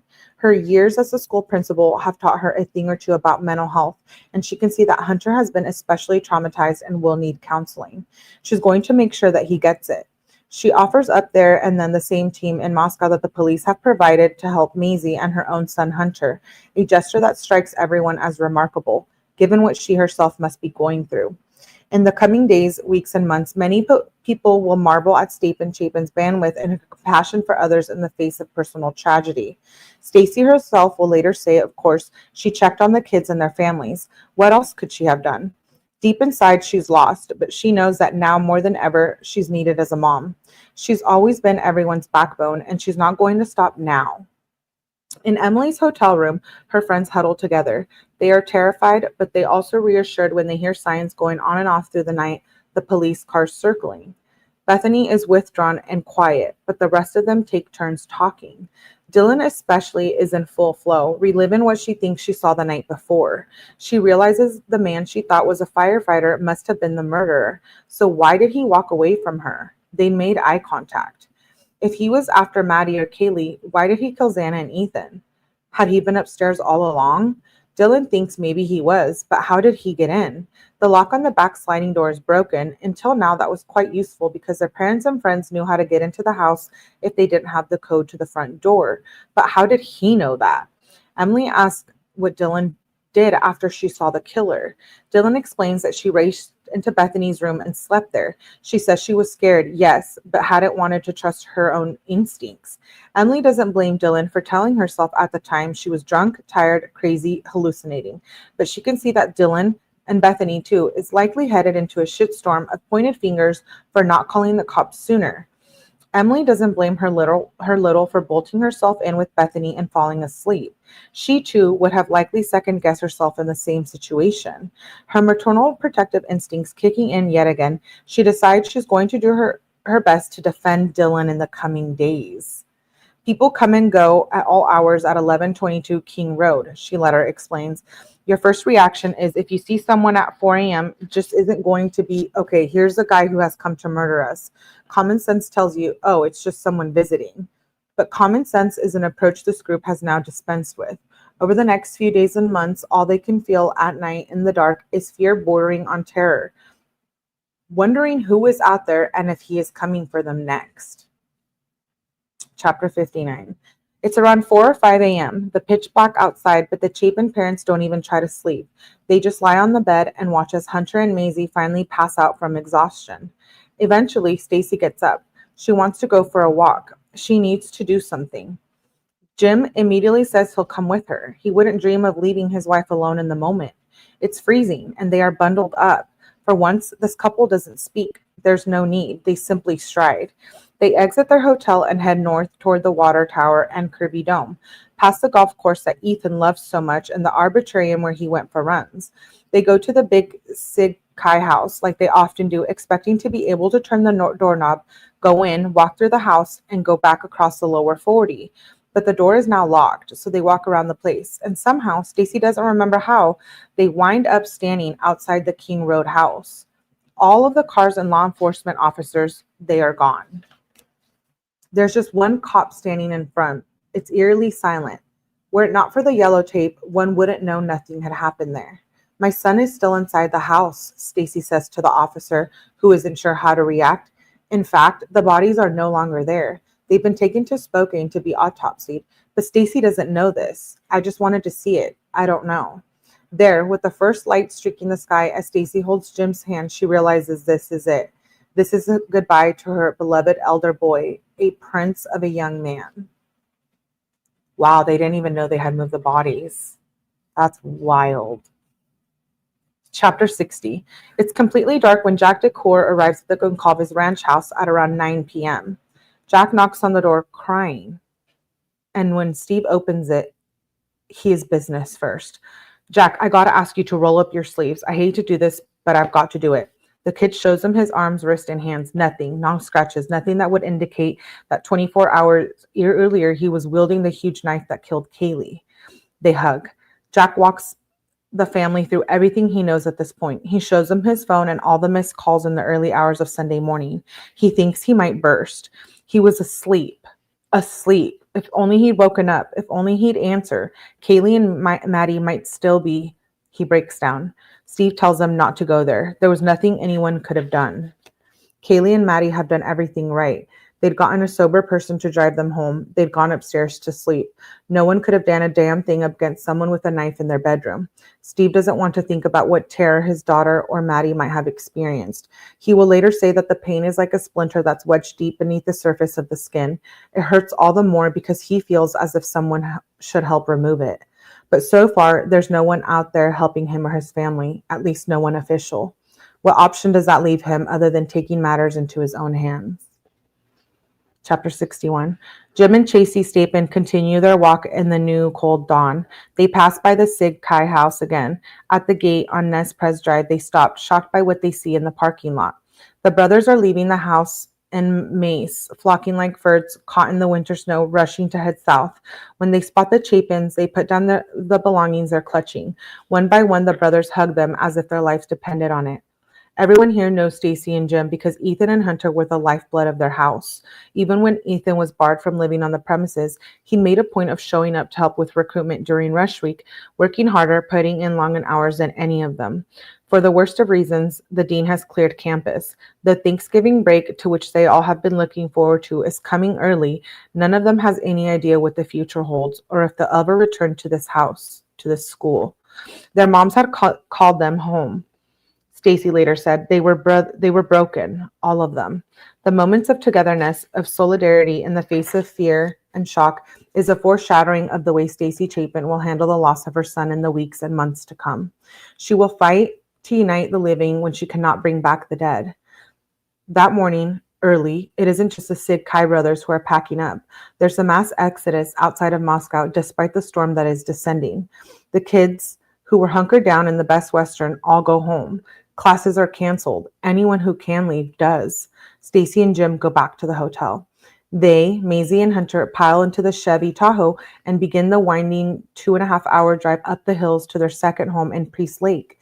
Thanksgiving is always their last visit of the year to this house. This weather makes it too dangerous to go here in the freezing months. Even now, it's hairy. So now, snow is blanketing the roads, but it's not clear what's streaming more, the white flakes outside or the tears rolling down their faces of the car's passengers. That's so sad. Jim later can only remember that his mind was anywhere but on the road. Just outside of Coeur d'Alene, before the steep climb up into the mountains, they hear sirens. Of all things, they're being pulled over. Jim rolls down the window when the state patrolman approaches. It was our son that was one of the kids who was killed, he says. The officer blinks. I'm so sorry, he says. There's no mention of whatever driving infraction Jim might have committed. Just get there safely, he tells Jim.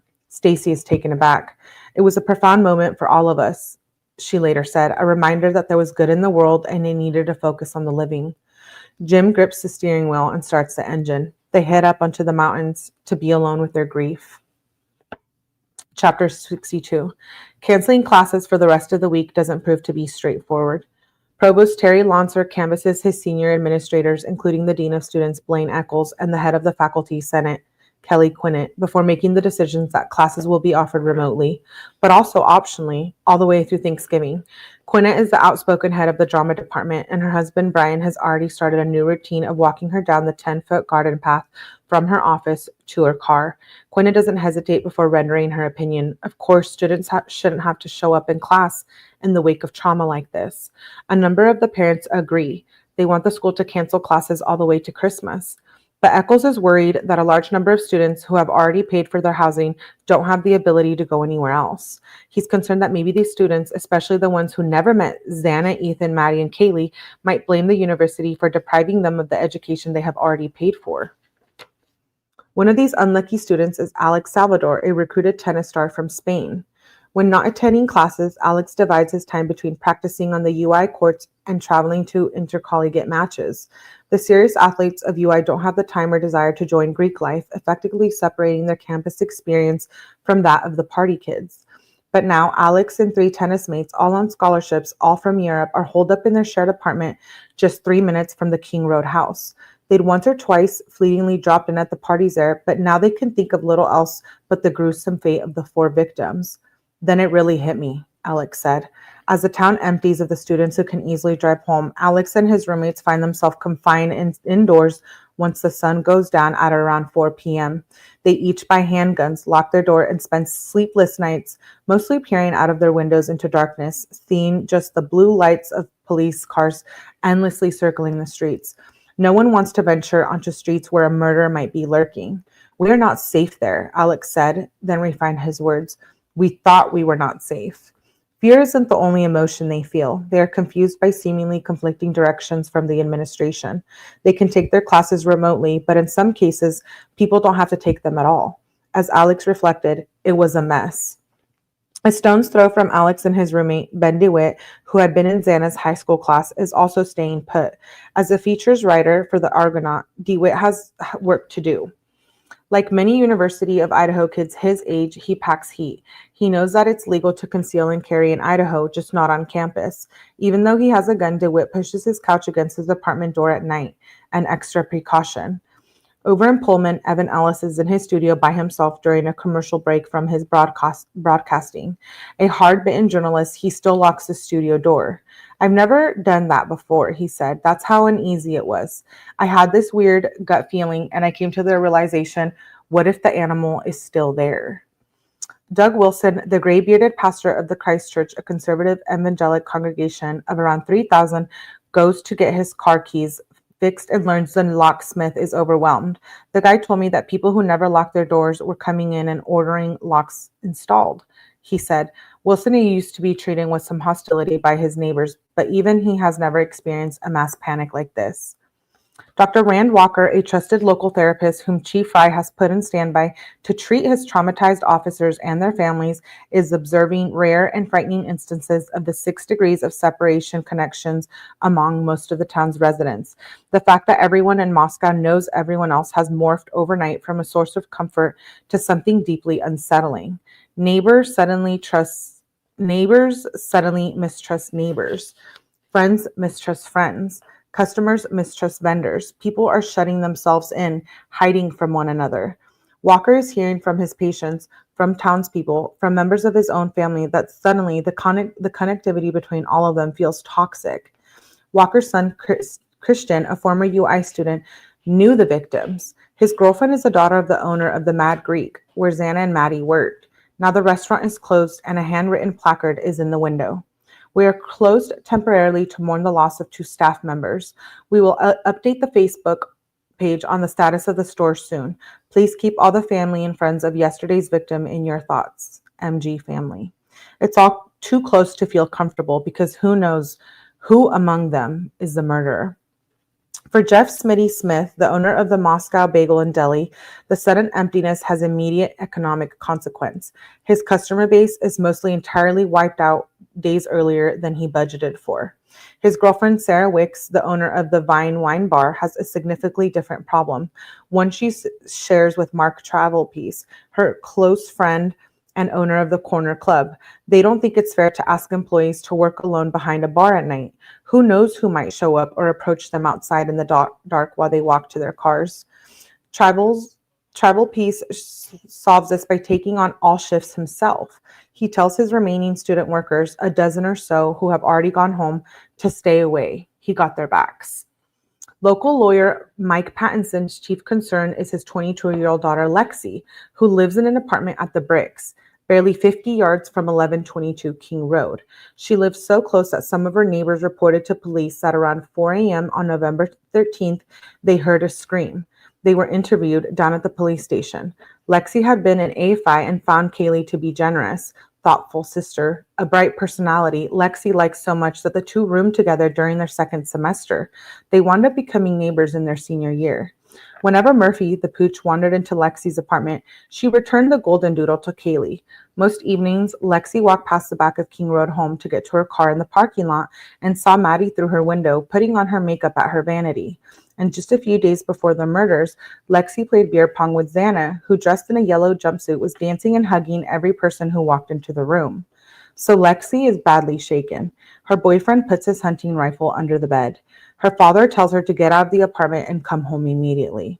Patterson has faith in Chief Fry's ability to catch whoever did this. He bets that when the cops get the perpetrator, they'll find a fraternity rivalry or some equally simple motive behind the murders. But he's worried that the timing of this, right before Thanksgiving, and the brutality of the murders are going to take the cops into a meteor storm they've never seen before. He's not all quite sure that the chief is trained for that part, and he's still worried about Bill Thompson, who is the twilight of his career and doesn't get a homicide every day, certainly not a mass homicide. He may have to trim that beard a bit for prime time, Patterson thinks cynically. Meanwhile, he's genuinely scared of who is out there, just like everyone else. For the first time in 20-plus years of marriage, he does not tease his wife, Marcella, when she bolts the door at night. He always told her to relax, that she's not living in her native Colombia. Honey, this is not South America. It's Moscow, he's often said. He doesn't say it anymore. Whoever did this is a sick person who skinned the dog. Claire Qualls, a 21-year-old student and first responder who was driving back to Moscow from Spokane when she got the alert. No big deal, she thought, about the 911 alert that all EMT volunteers get, until the news started ricocheting around about 4 murders. Today, she's haunted by them.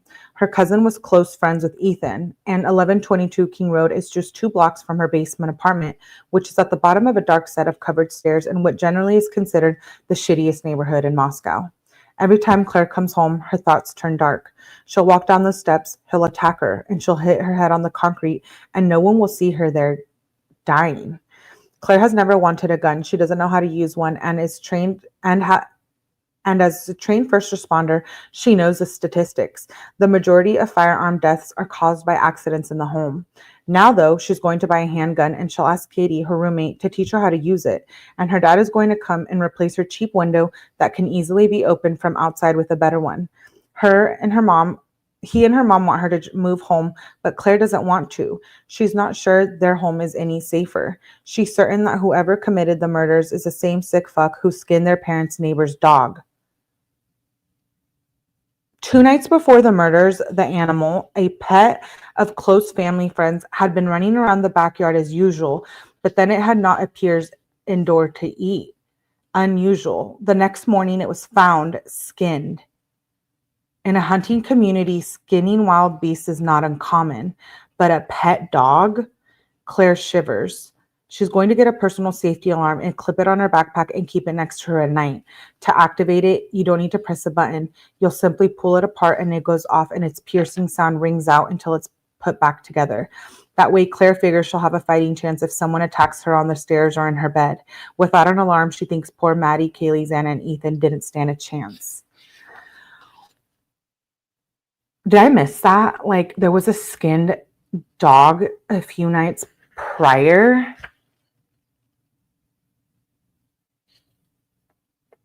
That is crazy. Do we think that was Bryan Kohberger, or do we think that was a member of the cartel? Because if you ask me,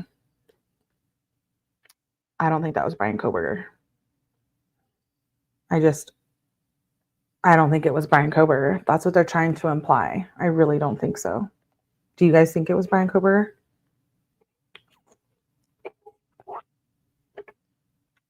I do recall the skin dog. Sounded like a message. I don't know, you guys.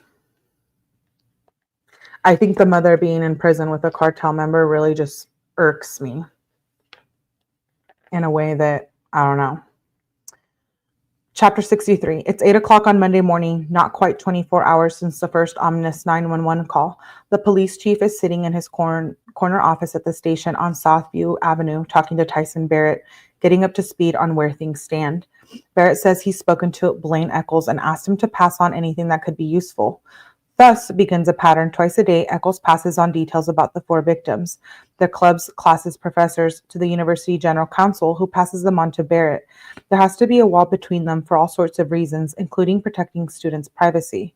Both Chief Fry and Captain Barrett know that must not tell Eccles or anyone else who doesn't need to know how the victims died. It's imperative that no one has any inkling of that until after the knife sheath has been properly photographed, analyzed, and sent off to the labs to check for trace DNA. Privately, the chief grouses when he hears that the university has released kids to go home. Inadvertently, they made the cops' lives so much harder. Officers Danny Vargas is known to be one heck of an interviewer, and yesterday she, Lawrence Mowry, Mitch Nunez, and John Lawrence got the best they could out of this poor shocked kids, the friends of the victims, before they checked out of the Best Western. But there's not much point in having a great interviewer in Moscow if the students you need to question are en route to, say, Florida or Texas. I agree with that. They shouldn't have let him go home. Fry and his team are still trying to get their arms around what they've got at the crime scene. The Idaho State Police has a crack team of forensic lab rats, and they're headed over now from Meridian, a 5-hour drive. Their mandate is to go over all the evidence for a second time before it's scooped up and shipped off for processing. No one wants any fuck-ups. It will take serious manpower and a vast network to sift through it all. People assume that technology makes the cop's life easier. In some ways it does, but it might take a whole day just to download the contents of the kids' phones. Simply deciphering the data is going to take hours, days, and maybe even weeks. Fry looks down at his laptop and sees a sticky note reminder from the receptionist. Call back the FBI. Fry knows he needs to call the feds in. In fact, he'll be screwed if he doesn't, given the mass exodus from Moscow already underway. He'll need the FBI's extra manpower and nationwide reach, and who knows what else. The nearest bureau field office is up in Cordell Lane, near the homes of Maddie and Kaylee's family. Fry prides himself on having built great relationships with both the ISP, the Idaho State Police, and the local federal agents. This doesn't always happen, especially not in big cities like LA and Chicago, where infamously pride and testosterone can cause unhelpful friction between the local and federal arms of law enforcement. One of Fry's federal contacts, Lance Hart, out of the ATF, has found him in an accelerant detection dog to help solve the Silas Parks case. 5 years later, in the immediate aftermath of the John Lee shootings, Hart was ready to help. I hear the water down there is tainted again, the guy joshed. What do you need? What Fry needed was a ballistic analysis. Send us the stuff, Hart said, and it went so the deadly bullets could be analyzed and submitted into evidence. It's a pity the chief thinks that Hart is not retired. Yesterday, Fry saw a guy in an FBI jacket at the King Road crime scene, probably there at the investigation of the ISP. He assumed it isn't one of the guys he knew. It isn't one of the guys he knew well. As it happens, the same agent is now standing in the briefing room at the police station with the lead from the state, ready for an 8 a.m. meeting. We've been trying to get a hold of you, the agent says. I know, says Fry. I've been a little busy. Need us to come in? Both men understood the protocol. The FBI cannot officially assist on a case unless the local police chiefly explicitly asks them to. Yes, asks Fry, and fast. And with that, the FBI special agent in charge calls his boss. The regional special agent in charge, and the government machinery clicks into gear. The scale and speed of it deserves respect. In Salt Lake City, Utah, and elsewhere around the country, an operation begins to unfold. Fry imagines dozens of agents leaping onto planes that will bring them to Moscow, Idaho. In the station briefing room, Fry and Bill Thompson are technically the bosses, but right now they're staying out of the way as 3 law enforcement representatives, one from Moscow PD, one from ISP, one from the FBI, stand at a whiteboard. With the FBI, the task force is now composed of approximately 45 law enforcement officers from local, state, and federal agencies. It's a tight squeeze with a few folks standing at the back, but all eyes are forward as the leads divide them into teams. Hey, Cree. Victimology. The officers on the team will assemble a profile of each victim by reaching out to families, friends, boyfriends, girlfriends, teachers, anyone who can tell them who Xana, Kaylee, Maddie, and Ethan were over the past 2 years. As the adage goes, in order to know how a person died, you first need to know how they lived. Interviewers. Detective Vargas, Lawrence, Mowry, Payne, and others on this team will reach out and interview anyone who was near the scene of the crime, any possible witnesses. Forensics. Fry still doesn't know how the guys on this team do what they do, but he knows what they are capable of doing, sifting through cell phone data, putting together DNA profiles, analyzing prints and blood. Videos and local CCTV. Some camera somewhere must have caught something. The analysts on this team know what they are looking for. Tip management. This team will handle the calls that are starting to come in on the phone number listed in yesterday's press release, all of which need to be answered and documented. Note-taking. This team will keep a record of assignments, progress, and to-do lists. No one complains about where they are assigned, setting a tenor that Fry will later point to with pride. The absence of agency in fighting is extraordinary in an investigation of this complexity and significance. Brett Payne is a Moscow PD leader in front of the whiteboard. He scribbles down the names from his department. Payne, whose hair is tightly cropped, reminding the room of his former military career, is short, just over 5 feet, wiry, and tattooed. Payne may be young, but he's whip smart. Fry hired him in 2020 because he has a talent to be an extraordinary investigator. He's good with details, and he's very good at getting information out of people. Every good detective possesses the gift of gab, as Fry refers to this as a key skill. But more than that, a good detective needs to be wily like a fox. Payne will do very well, the chief thinks, as he watches him dole out his responsibilities. Even so, this job is going to be the challenge of his career, of all of their careers. Braggadocio is not Fry's style, but there's no disputing that the chief himself is a damn good investigator. One time he got a written confession out of a pedophile because he suggested convincingly that the guy might feel better if he wrote an apology letter to his victims. Before the first full meeting wraps up, Payne lays out the structure of their investigation. At 8 a.m., daily assignments will be made. Then around 5 or 6 p.m., they'll regroup. The team leaders want to hear status reports from everyone in the room. No detail is to be held back. After the briefing ends and they all head off, Fry calls in one of the captains. Anthony Dallinger is an experienced officer and the likeliest to succeed Fry as chief. When Fry double checks on whether Dallinger is comfortable taking on the role of public information officer, the captain says of course, even though this is not an area he's had training in. As busy as he's been, Fry would have to be blind not to notice the hordes of press assembling in Moscow. They cram into the little area around the King Roadhouse like bees around a hive. His inbox is blowing up with media requests. Fry ignores them all for now. He is well aware that anything the police put out in the media, they are putting out to the suspect as well and to potential jury pool. The biggest mistake a police chief or sheriff can make, Fry believes, is to overshare. Yet it happens all the time. In 2017, the state police superintendent spoke during his press conference directly to whoever killed 2 teenage girls in Delphi, Indiana. Fry found this tactic inappropriate and possibly damaging to the case and vows to do things differently. Fry shakes his head and goes back to work. He'll get to the press when he's ready. They want a story, but they'll have to wait. He's got an investigation to run.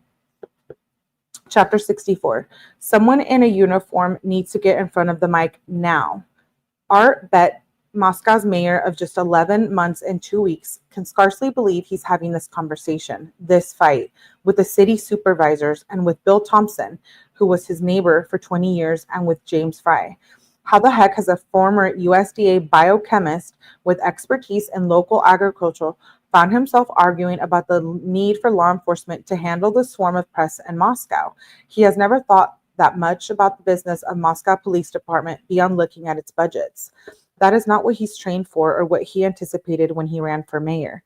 He was elected on 2 main civic concerns: repairing Moscow's roads and infrastructure in the face of state legislative budget cuts and locating a new water source for the town before its aquifer runs dry. I can talk your ear off about wheat, Beggett says, but I'm not good at standing in front of the press. But now he's found himself in the middle of complete public chaos. There are helicopters hovering overhead, sniffer dogs on the college campus. Even a biochemist can see the situation could be ruinous to his beloved town. We look ridiculous, he says to Thompson. He points out that all the police have said publicly is that there's no threat. Yet the place appears to be overrun with cartoon security. The public is getting impatient, as are some of the victims' families, and the press is taking notice. The lack of information about the case, wrote reporter Katie Kloppenberger for Boise State Public Radio on November 15th, has frustrated people who say the community needs more specific answers. The mayor doesn't doubt that the chief and the county prosecutor will bring whoever did this to justice. He knows how good they are at their jobs. But right now, Moscow has a public perception problem and a safety problem. Crazy rumors, including one about Colombian drug cartel being involved in the murders, are running rampant. As Moscow's #1 public official, Begget can't just ignore this. It's a great irony last week that he signed off on wording for a recruitment ad for a crisis communication advisor, but it hasn't yet been posted. So he keeps phoning, pestering people, barging into meetings of the city supervisors and yelling, and he keeps demanding the same thing. He wants a guy in a uniform to say something that sounds clarifying or at least slightly reassuring into the mic. But Bill Thompson and Chief Fry won't budge. Thompson even warns, "Don't say anything, Art. You'll misspeak and mess everything up. You aren't trained for this."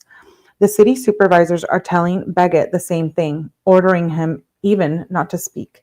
The city supervisors are telling Begget the same thing. I'm sorry, I repeated that. And yet everyone, including the New York Times, is reaching out to him for comment, and Begget is a mayor. He needs to make a call. He needs to say something. He needs to assure people they can walk around safely, albeit cautiously, which is what Fry and Thompson seem to think. But they won't yet take their time saying it. Time is what they don't have. The New York Times, he thinks, is surely a safe place to give an interview, and so he does it. He's careful. He gives context. But in the article, the context has disappeared, and there's just one startling takeaway. Moscow, Idaho. 4 students at the University of Idaho were found dead near campus in what local officials described on Monday as a crime of passion. Art Begget, the mayor of Moscow, Idaho, said in an interview that the authorities were still investigating what had transpired, but that the case was being treated as a homicide. He said the authorities did not believe that there was a perceivable danger to the broader public, but he declined to say how the victim had been killed or whether a suspect was at large. With a crime of this magnitude, it's very difficult to work through, Mr. Begget said, adding to the police needed time to piece together what had transpired. The overall assessment is that it's a crime of passion, he said. A crime of passion? Oh God, Begget thinks when he reads it. A crime of passion? He knows immediately that far from soothing people, this could fan the flames of the rumor bonfire. He's achieved the exact opposite of his objective. I developed a great dislike for national media very rapidly, he said of that experience. I tend to talk in paragraphs, and they lift bits out of the middle of the paragraphs, those sons of bitches.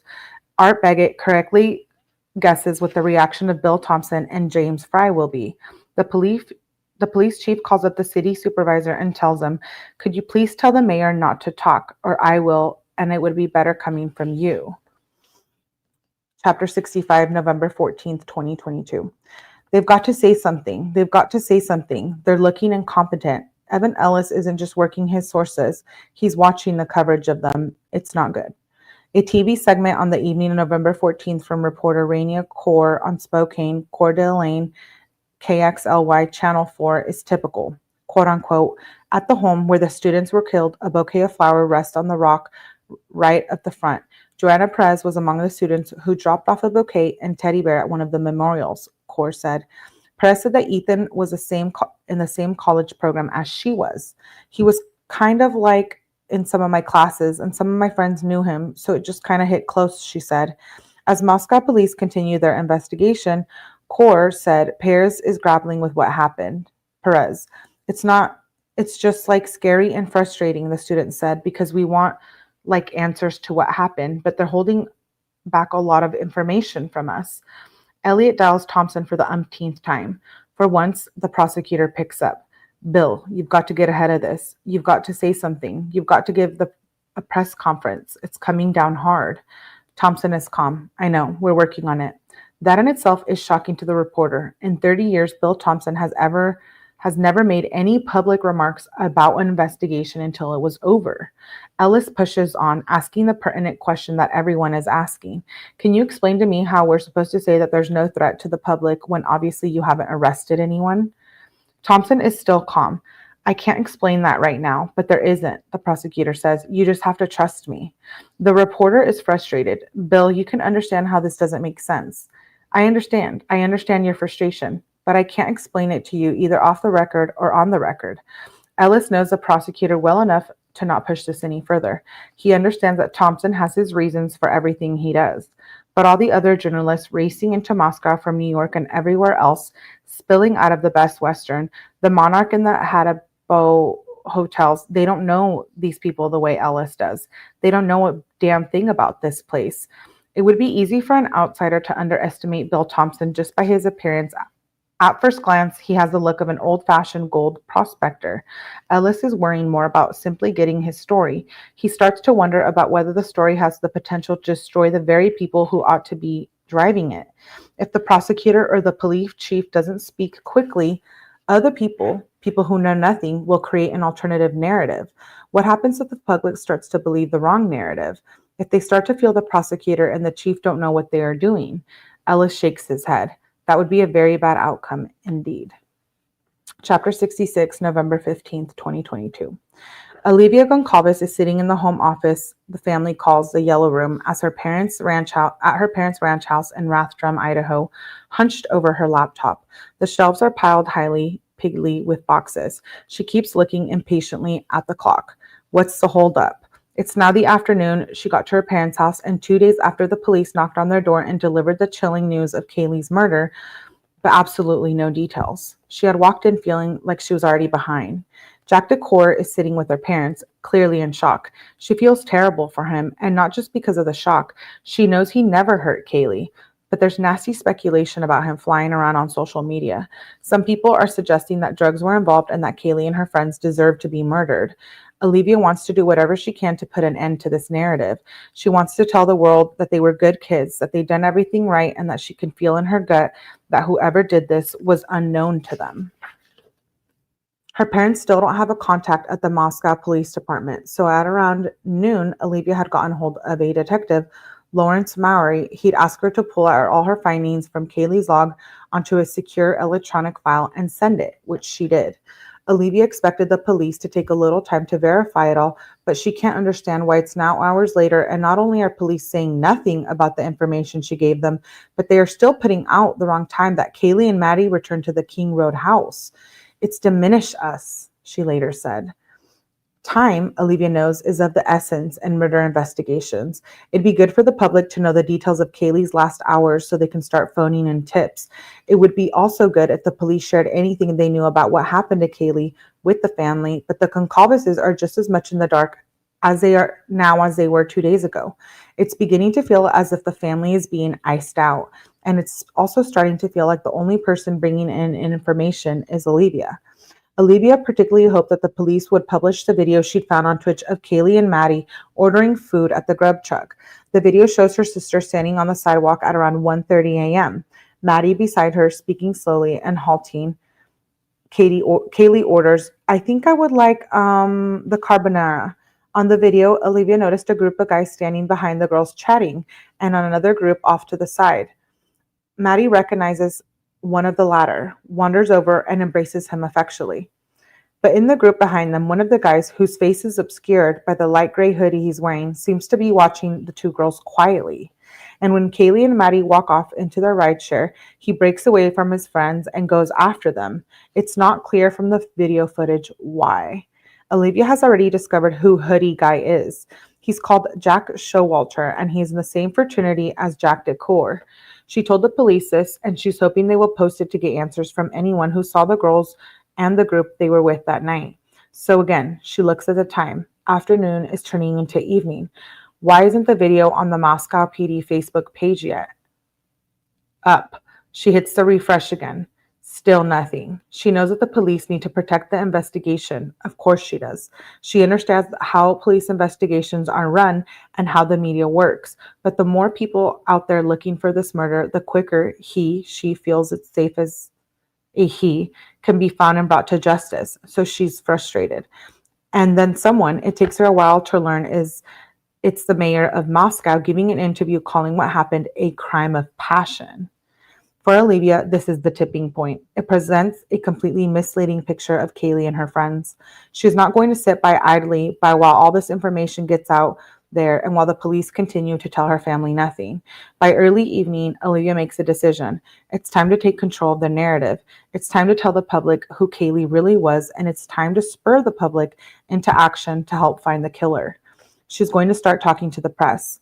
The first interview she does is with Haley Gunther, a local TV reporter for an NBC affiliate station in Spokane. Seated in her parents' living room on the back leather sofa, her face white with tiredness, Robbie by her side, Olivia makes a direct plea for the public's help.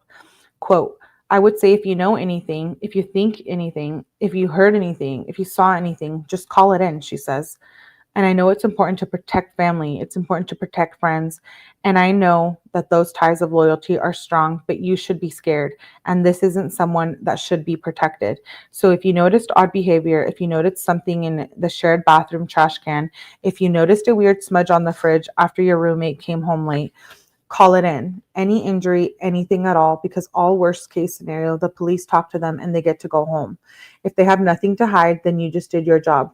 Call it in anonymously.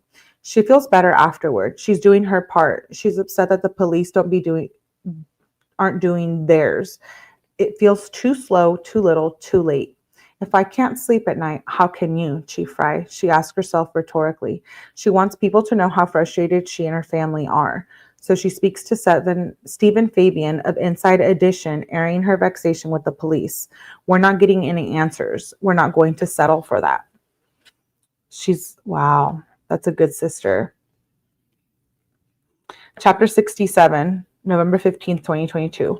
Everywhere Stacy looks in the house at Priest Lake, she sees memories of her beloved dead son. From the deck behind the kitchen at the back of the house, she can see the 12th hole of the golf course. To the front, headed down a slope to the pond, is the 13th. How many times have she and Jim and the kids roared with laughter coming over that hill, a few drinks worse for wear, mindful to aim their balls to the left side of the slope. It's a tight-knit community out here, and everyone knew Ethan. One of the neighbors affixed a cross to the front door, one of the many acts of kindness that will flood the Chapins in the next few days and weeks, none of which Stacy will forget. In the afternoon, she and Jim head out into the snow for a walk, partly to catch their breath, but partly also to talk about how best to support Hunter and Maisie. They are in the woods when their phone starts to ring with unknown callers. Weird, Stacy thinks. She wouldn't have expected cell reception out here, but also, who outside of family and law enforcement wants them so badly? It turns out that almost every news organization in the world wants them. And the next hours and days, all four Chapmans are besieged with voicemails, texts, DMs, and emails from journalists of every stripe. Stacy later said it would be easier to list who did not contact us. Literally everybody, every news organization, CNN, Anderson Cooper, The Today Show, Good Morning America, all of the Idaho stations. It was crazy. They make a family decision. They won't talk to anyone.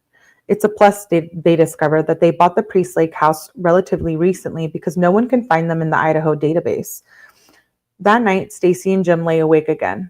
1 a.m., 2 a.m., 3 a.m. They chicken with each other every hour, on the hour, and rise early to put on a pot of coffee and walk again. The phone starts ringing early, and not just with the media. They get a call from the funeral home back in La Conner. Their friend Kirk Duffy runs it. He has a relationship with Kathy Mabot, the 𝐬𝐿 County coroner. He's on his way to Spokane, which is where Ethan's body has been taken for the autopsy. He tells them they need to pick a date for Ethan's funeral service. Stacy and Jim choose the following Monday because that gives them enough time to be ready, but also enough time for the students who come to get back to their families for Thanksgiving. Maisie and Hunter still have their social media on, and on Tuesday morning is when Stacy becomes aware of the rumors on TikTok in the wake of new police press statement with information that an edged weapon, such as a knife, was used to kill her son and other victims, and that the weapon had not been located. Social media is also striped with rumors that Ethan was part of a love triangle. Maybe drugs were involved. Maisie is so upset she uninstalls TikTok from her phone. It's in the moment It's in that moment that Stacy temporarily forgets her grief. Instead, she feels a blazing anger. I don't mind telling you, I went out of my fucking mind. Nobody gets to defame Ethan. Nobody gets to speculate like that about her son. She doesn't know where this is coming from, but she's going to stop it. Fortunately, Lake, Priest Lake friends and neighbors Evelyn Allison, Ethan's ex-girlfriend, and her mother Kim, who worked in broadcasting in Spokane, knock at the door.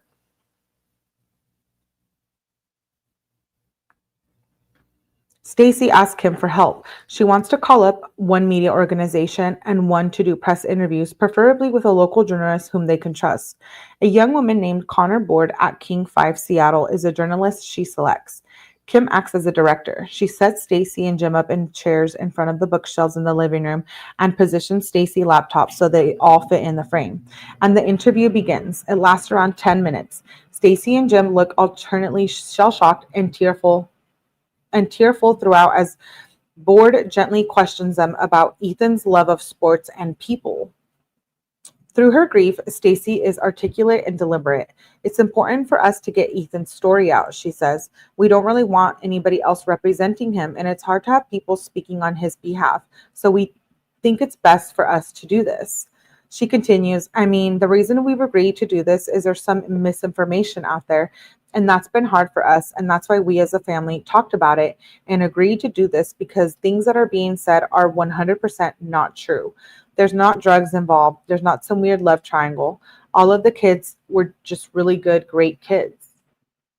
Not long after they are done, Stacy hears tire crunches on the driveway. It's Emily and Hunter Johnson. They've driven up from the Post Falls, having spent the night with Hunter's mom. They are clearly still in shock. Emily whispers that Hunter Johnson has not spoken for 24 hours. Stacy phones Karen Alant, Emily's mom, who is at the Alant family condo in Mexico. I just want you to know they are here and they are safe, she tells her. But are they okay? Clearly not, Stacy thinks. The young couple's plan is to fly to Mexico to join Emily's parents. Stacy is worried that isolation will worsen their trauma, not ease it. This is a moment they all need to comfort one another. That afternoon and evening, the group huddles in the living room, talking, remembering Ethan. Hunter Johnson relaxes, and to Emily's relief, speaks. He and Hunter Chapen go down memory lane at one point, getting out their phones and comparing their text messages with Ethan on that last awful night. Early that evening, the group drives down to the Hills Resorts to find food.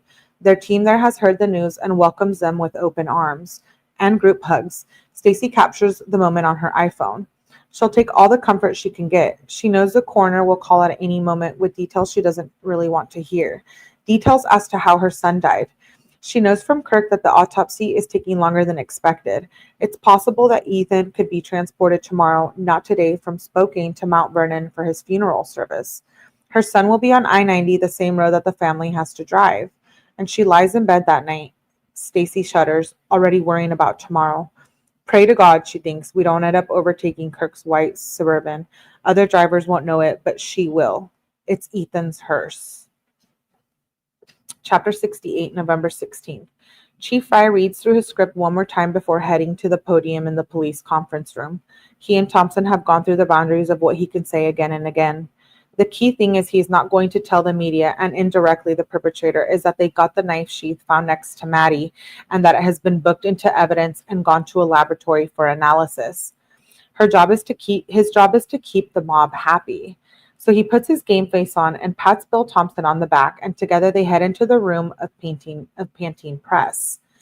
Chief Fry has never done a live press conference before, or much less in front of the national media. He makes sure the rest of the PR team is flanking him before he begins introductions. Besides him and Thompson are UI President Scott Green, Provost and Vice President Tori Lawrence, Dean Blaine Eccles, Latah County Sheriff Richie Skiles, Latah County Chief Deputy Tim Best, and head of the ISP Colonel Kedrick Willis. Each one of them has been advised either by counsel or by communications team or both as to what to say and what not to say if questioned. Eccles' wife, Shelley, begged him not to say something aggressive like, we are going to get whoever did this. The assumption that they are all going in on this guy is watching. It's possible that he's even in the room. Even Ellis is shocked to see Thompson up there. Bill Thompson never attends press conferences. Does the rest of the media realize the gravity of the situation that this implies? Ellis looks around at the stony faces. Probably not. Fry begins the substance of his spiel, mangling the pronunciation of Chapen and Goncalves. His news nugget is not really anything new, and he knows it. It's simply that the 4 victims were stabbed and that the law enforcement hasn't found the weapon. There also appeared to be no forced entry into the home. Fry confirms that what everyone already knows. The ISP, FBI, and Latah County Sheriff's Office are helping with the investigation.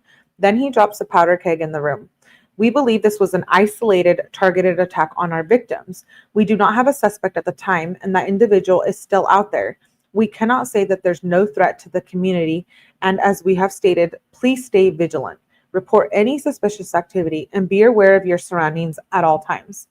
He knows that comes with the Q&A session, there will be pandemonium, and there is. He gets the same question put 4 different ways from 4 different reporters. You guys have said repeatedly that there's no threat to the public, one of them says. Why did you say that, and why are you changing your mind? Fry rewords his answers 4 different ways, knowing as he does so that each of them sounds worse than the one before. The first, in these cases, we take the totality of things that we see and they're dynamic, right? They're very big and there's a lot of information, and we try to take that information and some of what we can't share with you, correct. But we try to take that information, we try to make the best educated decision we can. So we at that time believed that there was not a threat. The second, quote unquote, like I said, we took the information that we had at the time, but we did not need to be aware that the individual is out there. We still need to be vigilant. The third, like I said, we take the totality of the situation. We try to make the best of a bit of information we can with everything that comes in, and then we make our decision off of that. So at that time, I'm not going to expand on that. The fourth, we still believe it's a targeted attack, but the reality is there's still a person out there who committed 4 horrible crimes. So I think we got to go back to there is still a threat out there, and still possibly we don't know. It's brutal. He knows this is not going well. Understatement. Over in Pullman, Mayor Glenn Johnson, who has a PhD in communications from WSU, watches and shakes his head. He says, James is a nice guy. He got overwhelmed, I think. When he hears about that, Fry thinks about the criticism is both fair and unfair. Fry is just trying to do his job, and his job until now has been to catch the bad guys, not to feed stories to the press. But he's learning the hard way that apparently feeding stories to the press is now a major part of his job. Irritatingly, there's an inevitable question about Art Beggett's statement. The mayor has called it a crime of passion. Is there any indication that that's true? We're looking into every aspect of this. I'm not going to speculate whether it's one thing or another. His audience can see how uncomfortable he is. Worst, his audience isn't confined to this room. This is being beamed to TV screens around the country. His own mother is watching. Someone brings up the Twitch video mentioning the Goncalves' family has verified Maddie and Kaylee are in it. Fry tries to sound a lot more patient than he feels. We are aware of that video and it has helped. It gives us time and space where we know that the 2 of the victims were, and that helps us a ton, and we'll continue to follow up on the leads we all can and continue to gather those. And inevitably, the questions about the 2 surviving roommates come thick and fast. Why was there such a long delay before they called? Are they suspects? Then one reporter refers to them as witnesses. They are now in dangerous territory. Fry knows Bill Thompson will be bristling. Protect the investigation. Protect the investigation. I don't think I ever said they were witnesses. I said they were there. When he gets to the question about whether he's interviewing boyfriends, it almost comes as a relief. For once, he's got a strong answer. I will tell you, we are looking at everyone. Every tip we get, every lead we get. There's not one that we're not going to talk to. There's not one we're not going to interview. There's not one that we're not going to take a look into, and we're doing our due diligence. We're going to make sure that nothing goes unturned and that we do everything we can with the assistance of all the resources we have to get a final answer. What Fry doesn't realize is that the country's true crime internet mob will not take it upon themselves to look into anyone and everyone connected to each of the 4 victims, and those people will now have to deal with not only the shock and grief, but also an online onslaught of hate mail, trolling, and worse. They will begin to fear not just the darkness of night, but daylight and social media too. Some nutters will even accuse Fry of being the murderer. He's highly visible. By the next afternoon, Chief Fry sees at least 10 FBI agents scurrying around. "Do I know you?" he asks when one of the female agents introduces herself. "No, sir," she replies, "but I've seen you on TV." Chapter 69, Por Aventuras Mexico, November 18th, 2022. Emily ought to feel relaxed by the azure water and the hot sun, but instead she's wired. She's glued to her phone. Someone has texted her a link to a YouTube video on 4chan showing some old TikToks of her and Hunter Johnson. The self-described internet sleuths are suggesting that Emily and Hunter committed the murders after some sort of drug deal went bad and left the country. She wonders how the heck anyone knew she's out of the country. Then she realizes it must be someone who saw her Snapchat. That the night they got to Mexico, it was Hunter's birthday. They'd gone out for tall, strong margaritas. Emily had taken a selfie of the two of them, exhausted, hugging, their green jinks visible from the table. Without any context, it might have looked like a regular vacation pic. She posted it on Snapchat because she wanted Hunter to feel appreciated. It backfired. Immediately, Emily makes her social media accounts private, something she never imagined she'd want to do. She never understood why people even bother to have private accounts. But now, the dark corners of the internet are full of fingers pointed at the small group of friends who sat on the curb outside of 1122 King Road on that Sunday. Commentators are guessing which of them committed the murders. There's speculation about Emily and Hunter, Dylan and Bethany, and Jake Schreiger, Maddie's boyfriend. And after the release of the Grub Chuck video, there's speculation about the young man in the hooded sweatshirt who appeared to follow Maddie and Kaylee to the rideshare. Hoodie guy is Jack Showalter. Emily learns that he's a Delt whom the older Fies know. Even Emily finds herself sucked into the grim guessing game about which of them might be the murderer. She goes through the list. Jake? Emily finds that super hard to believe because he'd been texting them frantically, sounding panicked, when the friends were sitting outside the King Road house. She feels horrible that none of them responded. Jack Decor? No way. When he arrived at King Road house, he was clearly as shocked as they were. Hoodie guy, Jack Showalter, Emily's hesitant to write him off because she doesn't really know him, and some of the older Fies have said that occasionally, when drunk, he could seem belligerent. And at least for now, there's no other strong potential suspect. It's not Dylan or Bethany, so who? Emily considers herself thick-skinned. She's never been the type of person to care about what others say about her, but here in Mexico, 3,700 miles away from Moscow, she's scared. Truly terrified. Maybe the killer followed them here to her parents' house. At night, in the dark, she clings to Hunter Johnson and keeps the bedroom light on. Neither of them walks anywhere alone after sundown.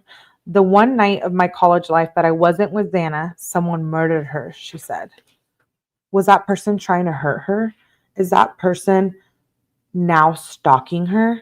Emily's mom, Karen, feels helpless watching the two young adults walk around like zombies, shells of the people they were just a week ago. She can see that Hunter, mute for much of the trip, is still in the early stages of intense shock, while Emily is trying to mother Hunter. Dylan, Josie, Bethany, and Lyndon, that's her way of coping.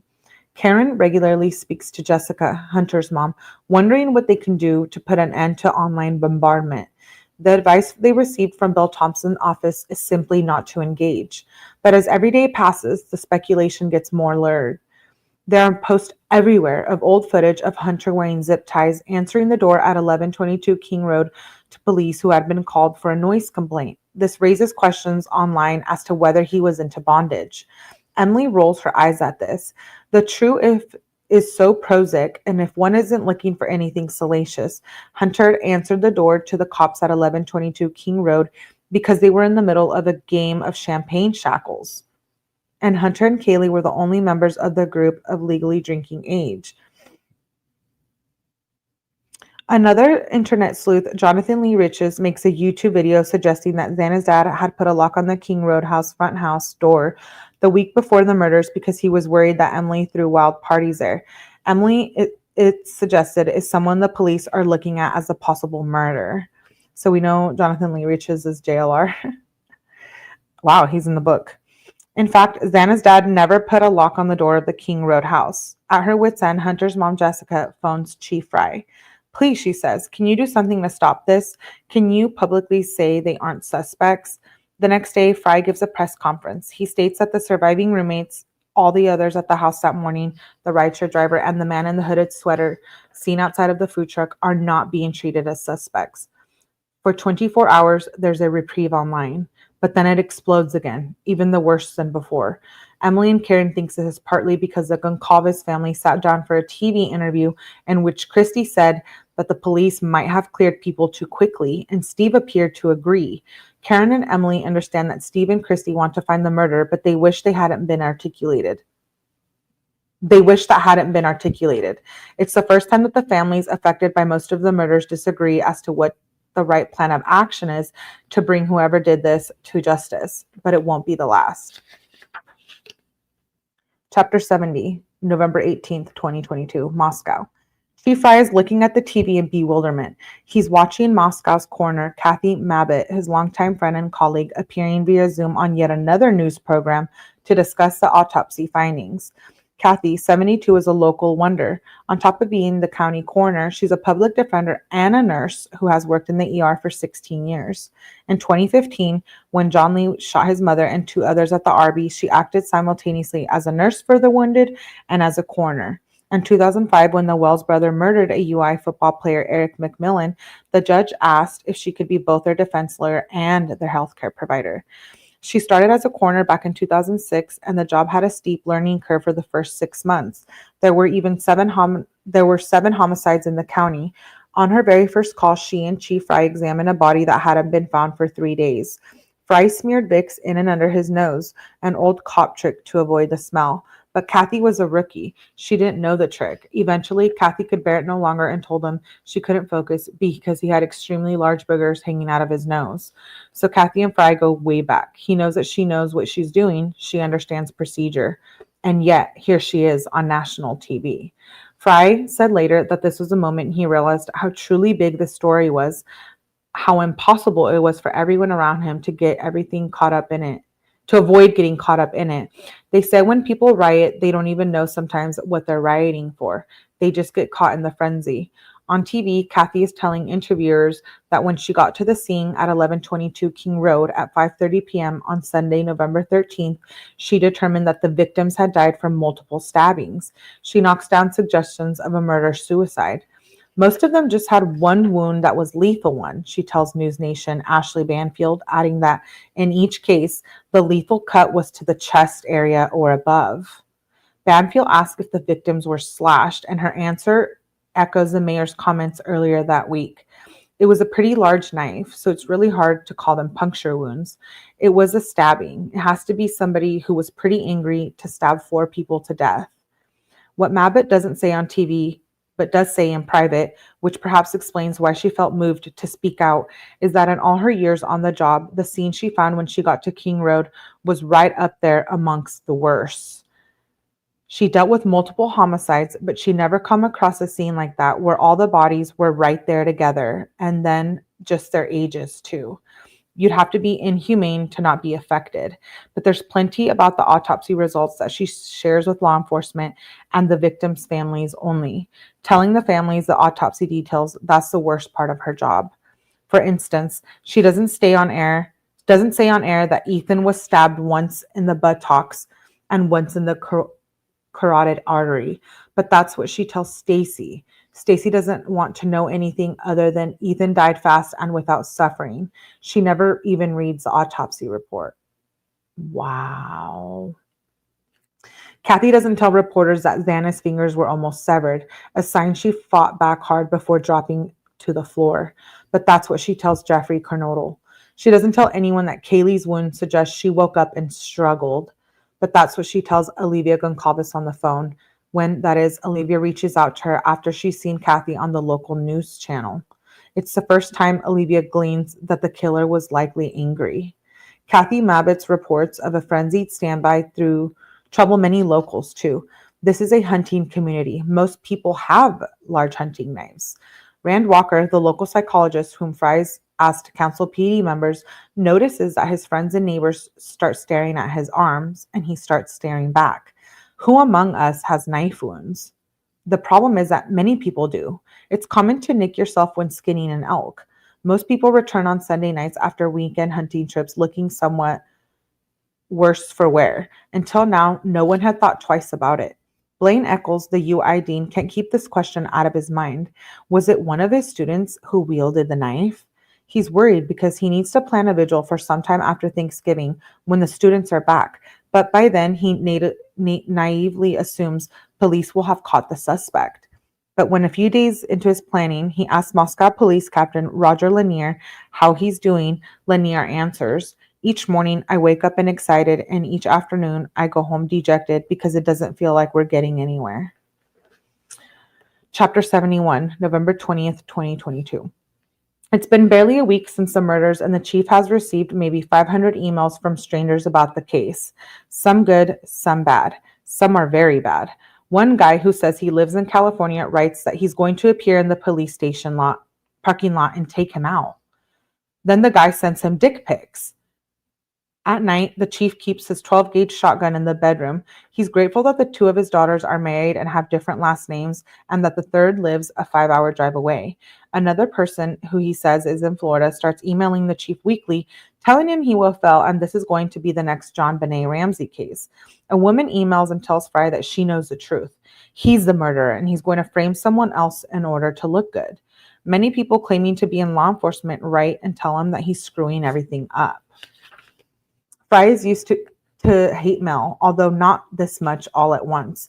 But that's not his primary aggravation right now. It's the image building across the country of Moscow being a podunk little town where nothing ever happens, with the police department that looks like Keystone Cops. One reporter criticizes Fry for going home to change into his uniform and get his gun before heading to the crime scene. His longtime ride-along partner, 𝐭𝐞𝐥𝐿 tells him Paul's own brother called from Cincinnati and asked, "What is this rinky-dinky cop operation?" Plus, Fry's not got to deal with all the conspiracy theories out there.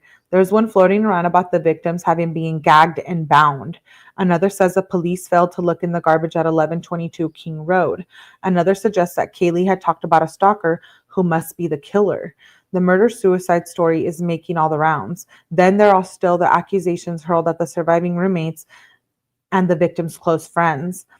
Fry knows that it was a mistake not to come out sooner than he did and say something. He inadvertently created a uniform information vacuum, and that's why he now has to spend time he can't spare rebutting some of the crank stuff flying around on social media and Reddit. Truth be told, he never looked at the Reddit, didn't even know what it was until his son told him he was now famous on it. This is a new learning curve, but Fry's not too proud to admit after his first disastrous press conference that he needs help. State brings in public information officer from outside Boise, a guy named Aaron Snell, to act as his coach. From now on, the chief isn't going to utter a word in public without rehearsing with Snell and his colleagues first. "They would literally drill me for about an hour," he said later. "They worked with me on fluctuations of my voice. They would act like they were the national press, and they would come at me to see how I would answer each question." In his head, he's clear on what information needs to stay privileged for the investigation. The key is not to give any of it away. What is proving harder than imagined? Fry has huge respect for the press, but he doesn't feel that the national media, unlike Evan Ellis and the locals he trusts, seem to think they are owned a narrative from him. Justice be damned. They think he can have it. They think they can have it right now. They want it right now. Fry doesn't believe that either the press or the community should know everything. That isn't their right.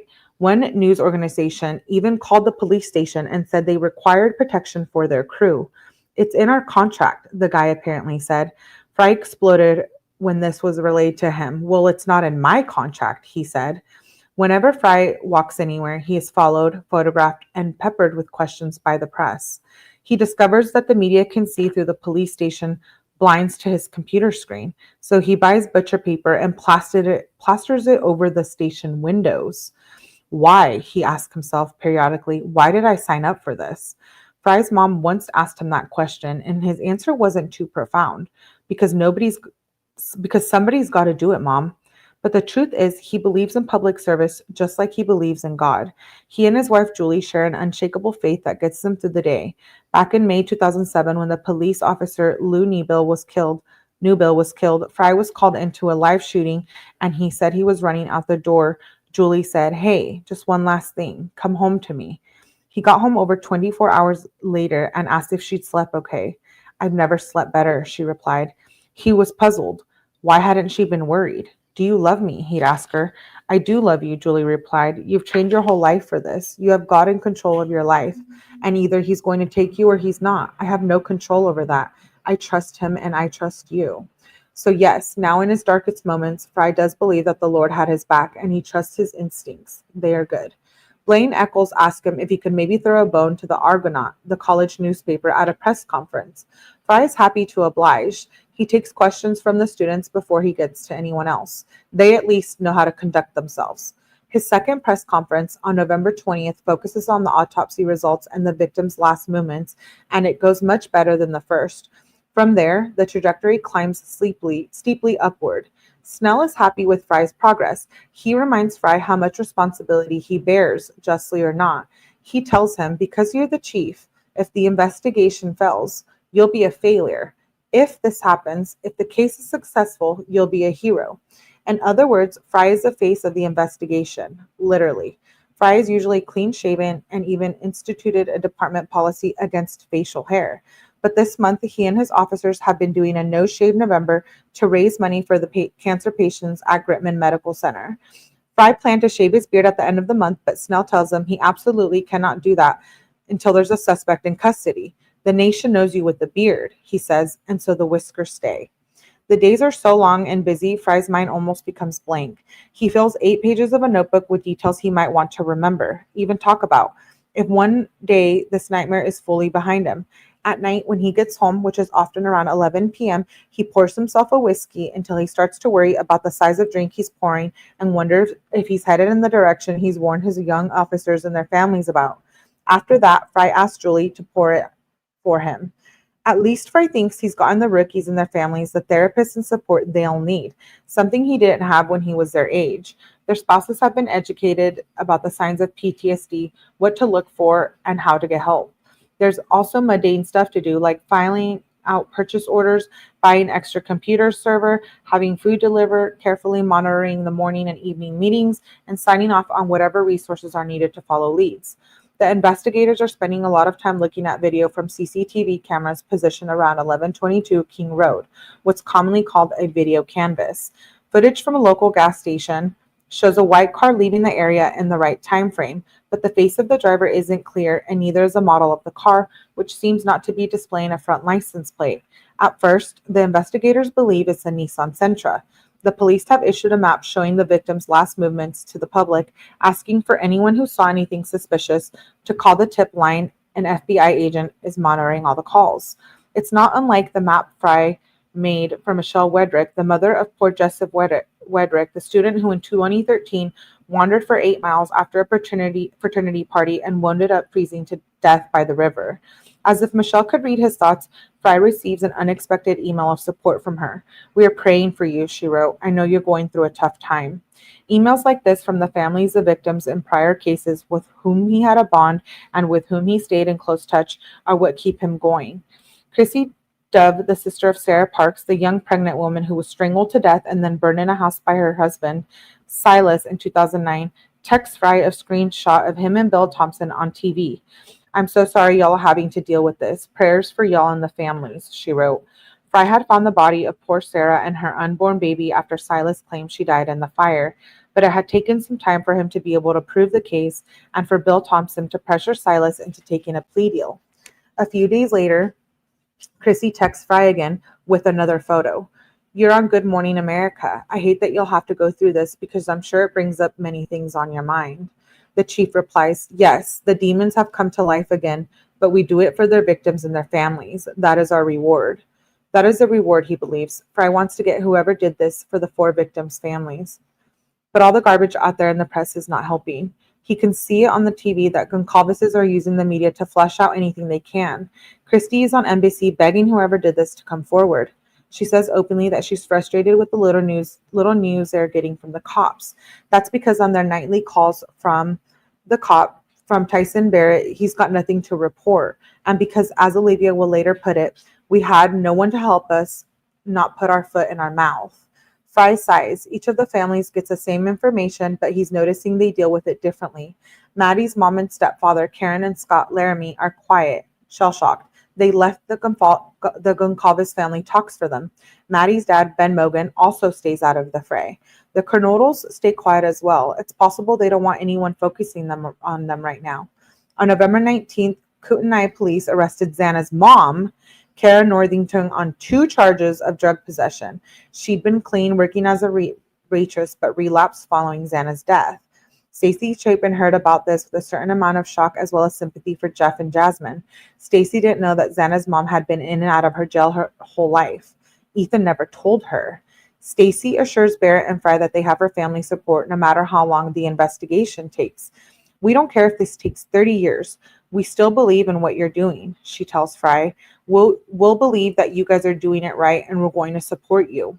People like her are what make the Chief's world go round.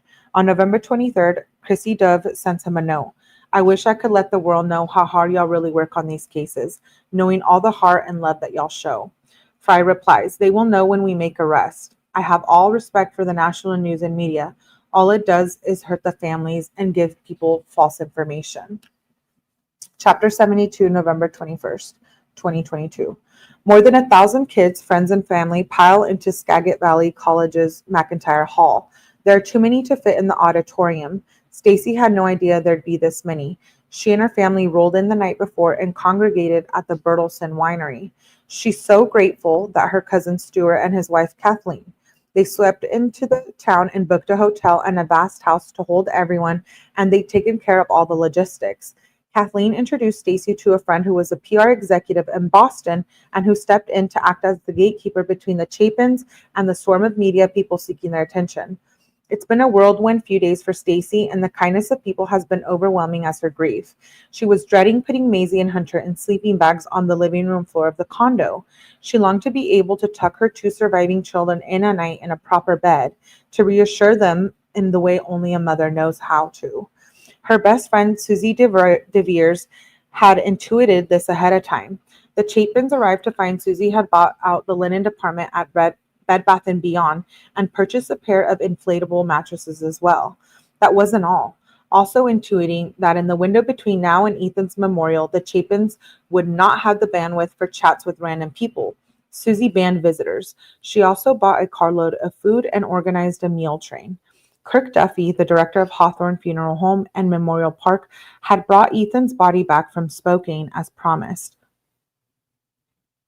He had also persuaded Stacy and the others to view Ethan in the casket. The Chapins had been reluctant.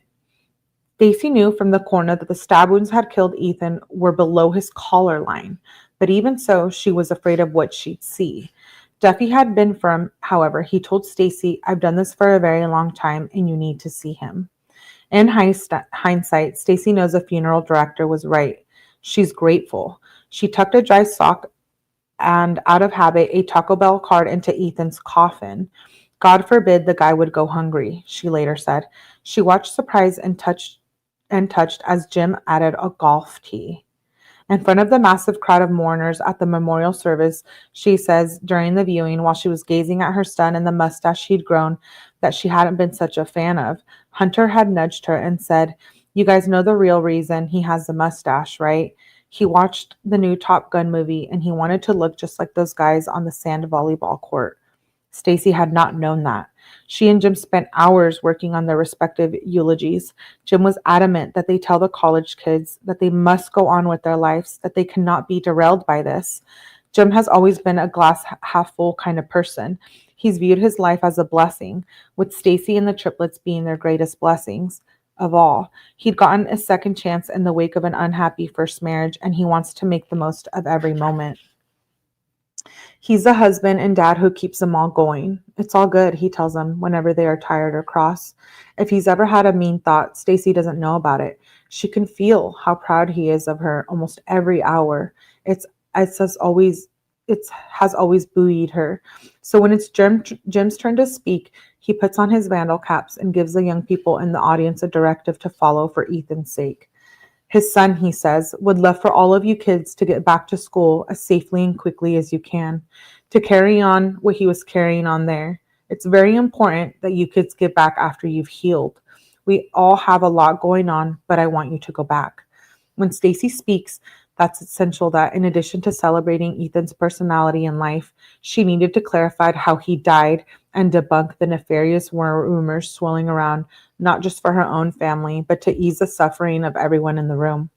So we want to speak about what has happened to our son, not about the investigation, but we want you to know a couple of things that make us feel better about what happened that day. There was no drugs involved. The autopsy cleared that. There were no weird love triangles. Ethan Chapin was where he wanted to be, she continues. He had had a wonderful day in the end. He was staying at his girlfriend's house. I mean, what a great thing, right? So, I mean, that's supposed to make you feel better. I mean, none of us could have changed the outcome of the day. Ethan was asleep when this really tragic event occurred, and we want you to know that no phone call would have saved him. He did not suffer. It went very quickly. And when Stacy gets to the subject of Ethan's mustache, she uses the levity it causes to make a serious point to the parents in the room. I do want to remind you that in the end, those battles don't matter. Hair, mustache, those aren't the battles you pick with your kids. It just doesn't matter. Pick the hard ones. This is tough. Stacy mentions that Ethan's and Xana's best friends, Hunter Johnson and Emily and Lant, are watching the service via live stream.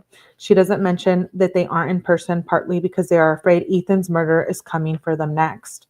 Stacy also doesn't mention the starkly obvious fact that the other 3 victims' families are not holding public services for their kids out of fear that whoever did this might attend.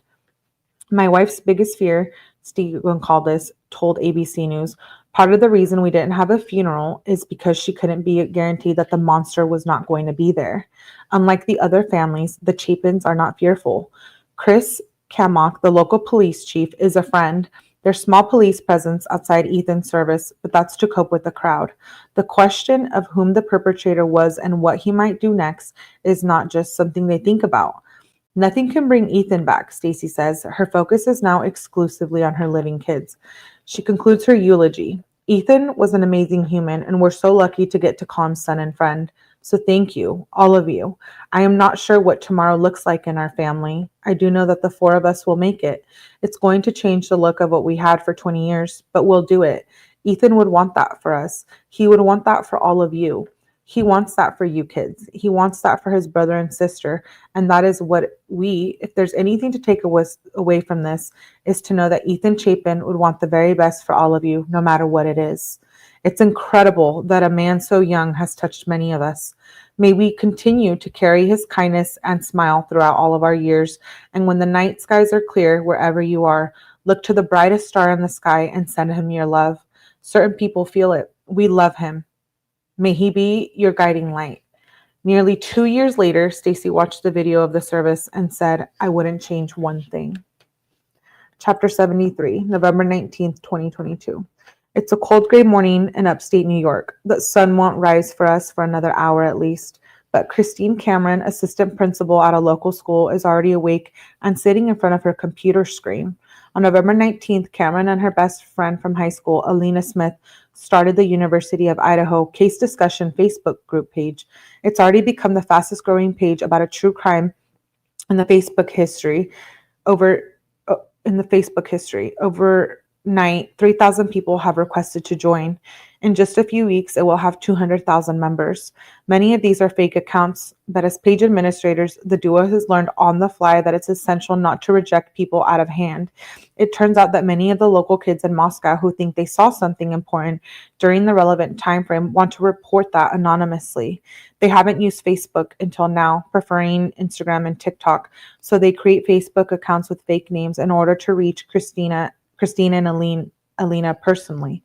The administrators have helped put many of these students in touch with the FBI. We had one girl contact us via her aunt and talk to us and tell us that she was hanging out with Kaylee and Maddie that day, Christine said. Alina took the call. They got ready together. They went to the football game together. They came back and they got ready together. They went to the corner club with the girls. They were hanging out. They were drinking. They were having a great time. And then when it was time to go, Maddie and Kaylee left, went to the grub truck, and they left and went home. Their house was the kitty corner to 1122 King Road. The amount of guilt that you could hear in their voices, Christine said, and how they were talking, and oh, I wish I would have stayed with them, and oh, I wish they would have come over to our house. Christine and Alina had founded and administrated true crime Facebook pages before. In fact, they have 10 of them. They have one about the 2007 disappearance of Madeleine McCann, another one of the 2021 murder of Gabby Petito, others about the 2022 killing of toddler Quentin Simon, and the 2019 so-called doomsday cult murders committed by Lori Vallow and Chad Daybell, and more. Their goal is to create an audience for a true crime podcast they have to start. Alina had several high-level meetings about it. So far, their pages have attracted a few thousand followers each. It had been Alina, based in Prosper, near Dallas, Texas, who pushed to create the Facebook page about the Moscow murders because she'd seen someone else start a Facebook page and quickly garner 4,000 members. This struck a nerve with Christine, who knew the founder of the group, who describes herself as super competitive. Okay, she said, we'll do it. She'd known right away that the Idaho case was different, in a league all by itself when it came to attracting Facebook followers. 4 victims meant 4 times a chance that someone might sympathize or connect with one of them. Plus, the victims were particularly appealing, bright, smart, and attractive. 4 young people that had their whole lives ahead of them, Christine said, and they were so insanely popular. They were on social media and their house was so lively, and they were like the life of the party anywhere. But the speed at which the page took off shocked even the administrators. Within 10 days, they found themselves interviewed on News Nation by Ashley Banfield about the findings and discussions on the page around the Venmo activity of the 4 victims, including one transaction from the sister of a guy Ethan had Venmoed that was timestamped 3:30 a.m. Christine attributes the success of the page to the vacuum created by police. In the Gabby Petito case, you'd see the police asking, has anybody seen this girl? Does anybody have any videos? Does anybody have any pictures? The police were out asking for public help and assistance, whereas this case was very different. The Moscow police were very tight-lipped. They held all their information close to the vest. Their Facebook page seems to fill the void left in the narrative by the Moscow police reticence. On it, no stones appear to have been left unturned based on the few nuggets out there. Almost everyone has an opinion about Hoodie Guy, about Bethany, Dylan, Jack, Emily, Hunter. There are so many different theories as to who committed the murders and why that people are getting into fights. You had to deal with people fighting in real life, Christine recounted. And when I say real life, I mean people going onto other people's pages, people going into people's messages and threatening them. Somebody on the page phoned Christine's employer and accused her of being inappropriate online. Her boss called her in. What did you do? What did you say? And her boss wanted to see the page. Another time, she was asked to call the HR department of a guy's workplace after a woman on the page claimed she was underage and that he was soliciting her, which was not true. It has all become consuming for both of them. Alina is in the midst of getting multiple procedures from an injured back, but she works on the page daily and night and gets to know some of the members personally. Christine wakes up at 5 a.m. so she can work on the page before going off to school. Even there, she sneaks in more work on the page, and when she gets home, she doesn't even try to handle the house or the kids. She leaves all of that to her husband. There's more to do than anyone might guess. Behind the scenes, Christine and Alina are flooded with messages and calls from young people claiming to be friends of the victims and who do not want to post. So now those people who are talking to us, all right, they're not posting about that. They don't want the fame. They want to private messages and say they would talk to us. They want somebody to talk to, and they didn't want to talk to the police. They didn't want to talk to other friends. They didn't want an adult to talk to just go through what they were going through. They needed somebody to talk to. Literally, we were therapists. We were a go-between police and the FBI. We were Facebook starters. We were page starters. We were everything rolled into one. One person is watching all the Facebook chatter with more than idle interest. On the other side of the country, Olivia Goncalves asked to join the page so she can monitor it all from her parents' house in Rathdrum. She reads all of the frenzied speculation blaming Jack Decor. She reads that people think Kaylee and Maddie had secret OnlyFans accounts. She reads all the theories about Kaylee's Range Rover, about how she afforded it. She reads that people believe her dad, Steve, might be promoting something because he's on TV so often. She reads that there's a rift among the victims' families. Even though it doesn't seem terribly effective, she appreciates the firm hand that Christina and Alina try to take as administrators. Stop the name calling, stop the belittling, they wrote in their post to the tens and thousands of members on December 3rd. This This is a space to discuss and not theorize and not attack other members. You will not agree with everyone and most likely will not change their mind. So politely disagree or move on. We will no longer warn you. You will simply be removed. As Olivia reads, an idea starts to form in her mind. The page could be a great resource, a great place to ask people for tips, a great place to send videos, and a great place to start setting the record straight. And I'm going to stop there for today. We got through chapters 42 to 74. We're closer to the end than we are to the beginning. We probably will finish this in a live tomorrow. I'm going to try to at least read like 100, 200 pages tomorrow. That's pretty easy. We just read like a quick 100 right now.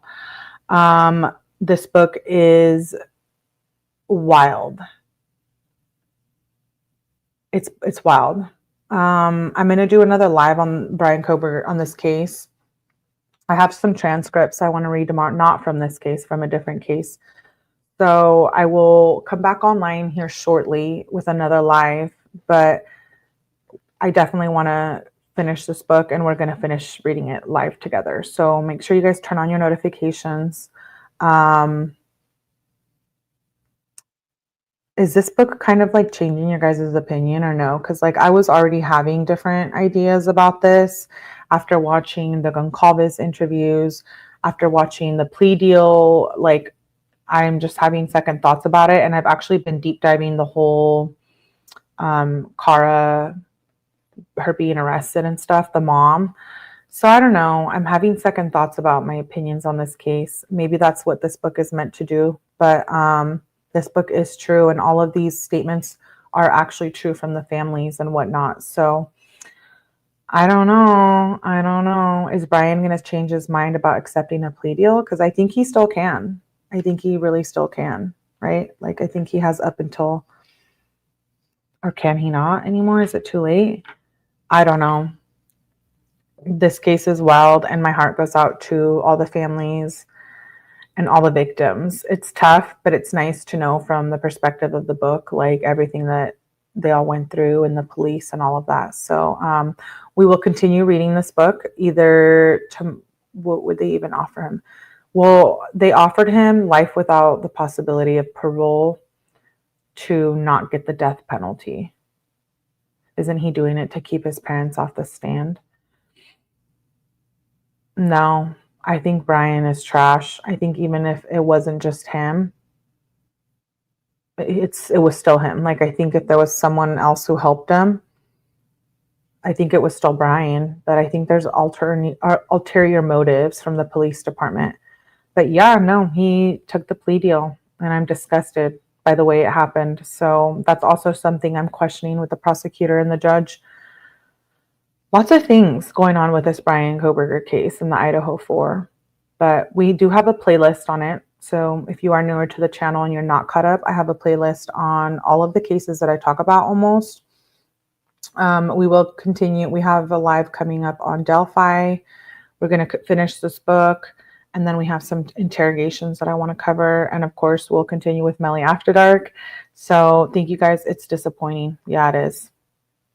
It's very disappointing how someone can just take a plea deal rather than having a jury of his peers.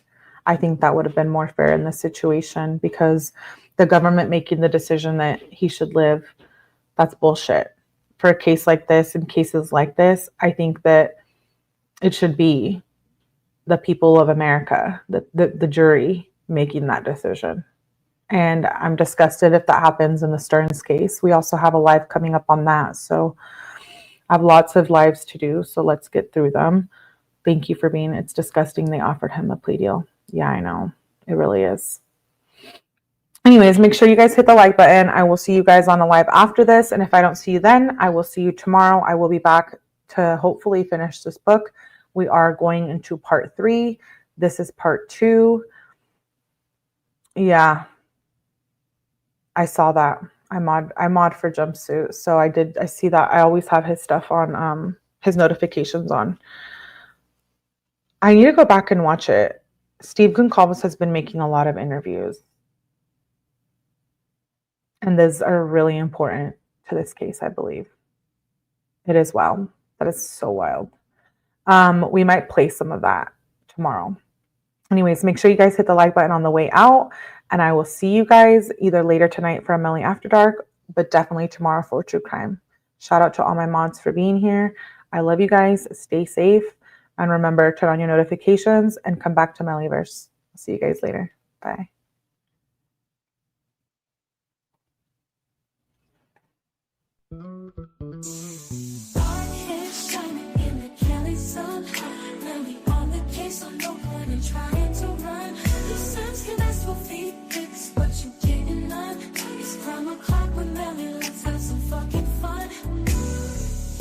Try to hide away, so all they do is work.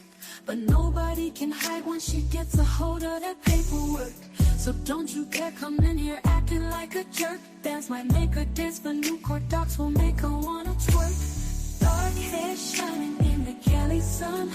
Melly on the case, so no one and trying to run.